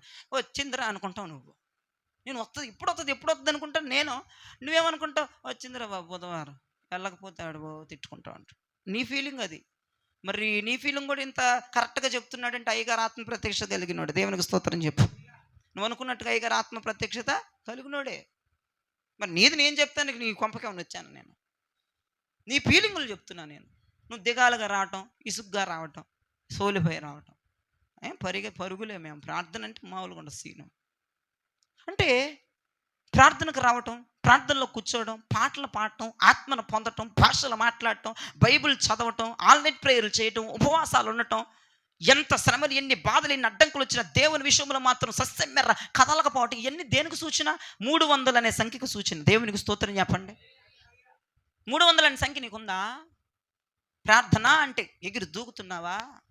ఉపవాసం అంటే ఎగిరి దూకుతున్నావా? బైబిల్ చదవటం అంటే ఎగ్జాక్ట్గా పరిగెడుతున్నావా? అసలు చదువుతున్నావా, చదవట్లేదా? నో. ఎక్కడే తెరిచి దాని మొహం చూస్తాం. నా మొహం నాకు కనపడుతుందని మళ్ళీ ఒక గంటకు మొహం అది మూసేయటం, ఆ అద్దాన్ని పట్టుకొని తీసుకెళ్ళటం, ఇంట్లో పెట్టడం. ఉత్సాహం లేదు బ్రదర్ నీకు, చదివే కోరిక లేదు బ్రదర్, చదివి దాని ప్రకారం నడిచే కోరిక లేదు సిస్టర్, నీ కుటుంబ ప్రార్థన లేదు సిస్టర్, నీ కుటుంబంలో తెల్లవారుజామున ప్రార్థన లేదు సిస్టర్, వేకువజామున లెగిచి చేతులు పైకెత్తి ప్రార్థన చేసే సిస్టమ్ లేదు సిస్టర్. అయితే మొన్న మేరీ జయమ్మ గారి ఇంటికి వెళ్ళాం. 7 గృహాలకు వెళ్తానని చెప్పి మొట్టమొదటి గృహం ఆమె ఇంటికి వెళ్ళాం. ఇంటికి వెళ్తే ఆ రోజు మూడో ఉపవాసపుడికి రాలేదు. వాళ్ళ అబ్బాయికి కొంచెం దెబ్బలు తగిలి యాక్సిడెంట్ అయ్యి ఓకే ఇంట్లో ఉన్నారు, కొడుకుని చూసుకుంటే ఇంట్లో ఉంది ఓకే. అయితే ఆమె చెప్తే నాకు ఆమె ఒక మాట చెప్పింది, అయ్యా నాకు కాళ్ళన్నీ నొప్పులు వచ్చేస్తున్నాయి. ఏమంటుంది? మొన్నటిదాకా కాళ్ళ నొప్పులు లేవయ్యా, బాగానే ఉంది, అసలు ఏంటి విపరీతంగా వచ్చేస్తున్నాయి కాళ్ళ నొప్పులు అంది. నేను ఆన్సర్ ఇవ్వకుండానే ఆమె నాకు ఆన్సర్ చెప్పింది. ఎందుకో చెప్పనా అంది. చెప్పమ్మా అన్న. ఇది ఇంకా మంచిది కదా, క్వశ్చన్ నువ్వేసి ఆన్సర్ నువ్వు చెప్తే ఇంకా మంచిదిగా. ఎందుకు వచ్చినాయి ఇప్పుడు నేను దానికోసం ప్రార్థన చేయాలి? ఆ తెప్పలని నాకు ఆమె ఇవ్వాలి, అవకాశం నాకు ఇవ్వాలి. దేవునికి స్తోత్రం, అటువంటి విశ్వాసాలు ఉందురుగాక. అయితే ఆమె అందే, ఎందుకు వచ్చినాయి చెప్పనా అయ్యా అంది. చెప్పమ్మా అన్న. అయ్యా దేవుడు పలానా సంవత్సరం నీతో మాట్లాడాడు, నీలో నుంచి నాతో. పొద్దున్నే వేకువజామున ప్రార్థన చేసేటప్పుడు నువ్వు బయటకు వచ్చి 3 గంటలకి బయటకు వచ్చి ఆకాశంకెళ్ళి చూసి చేతులు ఎత్తి ప్రార్థన చేయమని చెప్పాడు ఆమెకి. కొన్ని సంవత్సరాల నుంచి చేసుకొస్తుంది, కొన్ని నెలల నుంచి మానేసిందంట. వినండి, కొన్ని నెలల నుంచి బయటకు వచ్చి చేతులు ఎత్తి ప్రార్థన చేయడం మానేసిందంట. అందుకే కాళ్ళ నొప్పులు పెట్టాడని ఆమె ఇచ్చింది నాకు సమాధానం. స్తోత్రం చెప్పాలనిపించలేదా మీకు? మీరైతే దిక్కుమాల సమాధానం చెబుతారు నాకు. ఇరుక్కుపోయింది కాలిట్ట, అమ్మో గుంట్లో ఇరుక్కుపోయింది. ఇది గుంట్లో ఇరుక్కుపోవడం కదా, గుంట్లో ఇరుక్కుపోయేటట్టు చేశాడు దేవుడు. అది చెప్పు, అది సమాధానం, అదే రియల్ సమాధానం. గుంట్లో ఇరుక్కుపోయింది, కాళ్ళు నొప్పి రాలా, గుంట్లో ఇరుక్కుపోయేటట్టు చేసింది దేవుడే. ఎందుకు? ఈ కాళ్ళు ఉండవలసిన చోటను ఉండకుండా తల తిక్కేవారాల్సిన చోటకి వెళ్తాను, అందుకే గుంట్లో ఎరిచేసి ఉండవే, ఇంట్లో ఉండవని చెప్పాడు. అది చెప్పడం చేత కాదు, నీకు గుంట్లో ఇరిగింది, తేలు గుట్టింది, ఆ నొప్పి, నరం ఇట్ట తిరిగిందంట. నరం తిరగడానికి కారణం ఏంటి? నువ్వు చేసే శాస్త్రలో. ఆమె చెప్పిన సమాధానానికి కళ్ళు బైరులు గమ్మినాయి నాకు. నిజమే కదా, దేవునితో సత్సంబంధం లేకపోతే ఆమె ఏడ్చింది ఆ మాట చెప్పి. చేయలేకపోతున్నానయ్యా. ముసలావిడ, మీ అందరూ తెలుసుగా మేరీ జయమ్మ, మీరు అనకూడదులే కానీ మీరు చక్కగా ఉండి కూడా ఎందుకండి? మీరు చక్కగా ఉన్నారు, బలం ఉంది, 10 మందిని చెయ్యగలిగిన శక్తి కెపాసిటీ కలిగి ఉన్న వాళ్ళు, మీరేంటో మరి దేవునికి మీకు సత్సంబంధం తెగిపోయినా మీకు బాధ ఉండదు. ఆమె ఏడ్చింది ఆ మాట చెప్తా. నేను చేయలేకపోతున్నానయ్యా, కొన్ని నెలలుగా చేయలేకపోతున్నాను, అందుకే దేవుడు నాకు ఈ కాళ్ళ నొప్పులు పెట్టాడు, నేను వాళ్ళ నుంచి చేస్తానంద. దేవునికి స్తోత్రం. ఈరోజు చేస్తా, ఆమె మళ్ళీ కళ్ళు కనపడవు, ఏ బేషన్లో అనుకుంటూ పోతుంది బయటికి. చెప్తున్నానండి. 300 అనే సంఖ్య నీలో ఉంది, 300 పొడవు ఉంది నీలో అని ఎలా చెప్తానో తెలుసా? నేను మేరీ జయమ్మ గారిని చూస్తే చెప్పగలను. అలాంటి మాటలు మాట్లాడితే చెప్పగలం. ఓకే, వీళ్ళు ఎడతెగకుండా ప్రార్థనలు చేసేస్తున్నారు, అబ్బా అసలు దేవుడు లేకుండా ఉండలేకపోతున్నారు, వీళ్ళు ప్రార్థనలు లేకుండా ఉండలేకపోతున్నారు, బైబిల్ చదవకుండా ఉండలేకపోతున్నారు, అబ్బా ఇదేంట్రా బాబు, దైవజనుడు వస్తే ఆయన అంటుకట్టుకుని ఉంటున్నారు, అంత ఇదా? ఎస్, 300 అనే సంఖ్య పరిశుద్ధాత్మతో, దైవజనుడితో, దేవునితో సత్సంబంధాన్ని కలిగి ఉండటం. దేవునికి స్తోత్రం చెప్పండి. అర్థమైంది అన్నవారు దేవునికి స్తోత్రం చెప్పండి. హనోకు గారు 300 సంవత్సరాలు దేవునితో నడిచిన తర్వాత ఏం చేశాడంట? మూలన కూర్చున్నాడు అన్నాడు, ఇంకా ఆపేసి వెళ్ళిపోయాడు ఆయనతో. దేవునికి స్తోత్రం చెప్పండి. 300 సంవత్సరాలు నడిచిన తర్వాత, అయ్యా ఒక్క రోజు ఒక్క నిమిషం కూడా లోకంలో నడవకూడదు, 300 సంవత్సరాలు నడిచానుక ఇక సార్ వెళ్ళిపోయాడండి ఆయనతేక. ఒక్కరోజు కూడా నోవాహు అంతటి హనోకు అంతటి నడవలేదు.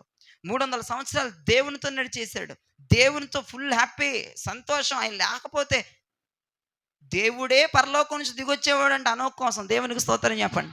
దేవుడే దిగొచ్చేవాడు అంటే మరి ఆ ఎవ్వరు వెంట చూడండి, దేవుడు ఉండలేకపోయాడు, హనోకు ఉండలేకపోయాడు, ఆయన చూడలేక, ఆయనతో నడవలేక. మరి నీకు ఆ ఉద్దేశం ఉంటే నీ కొరకు పరలోకం తెరవబడి నీ కోసం దేవుడు దిగొచ్చేయాలిగా. హలో హలో హలో హలో నీకుందా ముందర ఆయన చూడాలని ఆశ? అయ్యో నన్ను చూడాలన్న బిడ్డ ఎన్ని ఉపవాసాలు ఉంటుందరా, ఎంత జాగారం చేస్తుందని దేవుడు రోజు నీ కోసం వచ్చేయాలి. దేవుణ్ణే మెంటలు పుట్టిచ్చేసేసి చే అన్నట్టుగా చేయకూడదు మనం. దేవునికి స్తోత్రం చెప్పండి. అసలు జయరాజు దగ్గరికి ఎప్పుడు వెళ్ళిపోవాలా, ఎప్పుడు ఆయన్ని చూడాలా అని దేవుడు నా కోసం ఉరుకులు పెట్టాలి. నేను కూడా అదే ఉరుకులతో ఉంటే దేవుడు వస్తాడు. నీకు ఇంట్రెస్ట్ లేకుండా, మాట్లాడే ఇంట్రెస్ట్ నీకు లేదు, ప్రార్థన చేసే ఇంట్రెస్ట్ నీకు లేదు, చర్చికి వచ్చే ఇంట్రెస్ట్ నీకు లేదు, వాక్యం చదివే ఇంట్రెస్ట్ నీకు లేదు, మరి నీ కోసం వచ్చేస్తాడు దేవుడు. వస్తాడు, రమ్మని. రావా దేవా రావా పిలుస్తావు బానే. నీకే ఏడ ఎడుతుంది ఇంట్రెస్ట్? నీకు ఎక్కడ ఇంట్రెస్ట్ కాదురా బాబు, నీకు ఎక్కడ ఇంట్రెస్ట్ కాదురా నాయన. ఇంట్రెస్ట్ 300 అనేది ఎప్పుడు కూడా ఉండాలి నీ వాడకి. దేవునికి స్తోత్రం చెప్పండి.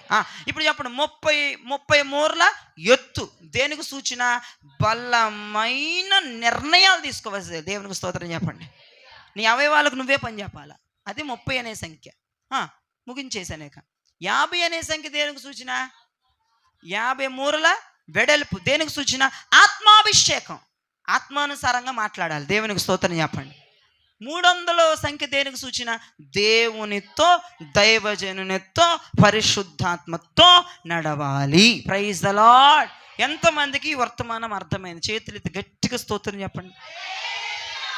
30, 50, 300 ఈ కొలతలు మన వాడకి ఉంటే ఖచ్చితంగా రాబోతున్న ఉప్పెన, ఉగ్రత, ఉపద్రవం, జలప్రలయానికి నా కుటుంబాలు సురక్షితంగా తప్పించబడి మనందరం సురక్షితంగా ఉండబోతున్నాం. గట్టిగా చప్పలు కొట్టి ప్రభు నామమును స్తుతించాలి. చెప్పండి. 30 అని చెప్పండి, 50 అని చెప్పండి, 300 అని చెప్పండి. అది నాకు ఉండాలని చెప్పండి. ఎస్, అది మనకుంటే మనం తప్పించబడతాం. ఈ వాక్యం దేవుడు దీవించి మీ వినుకులు ఆశీర్వదించును గాక. ఆమేన్.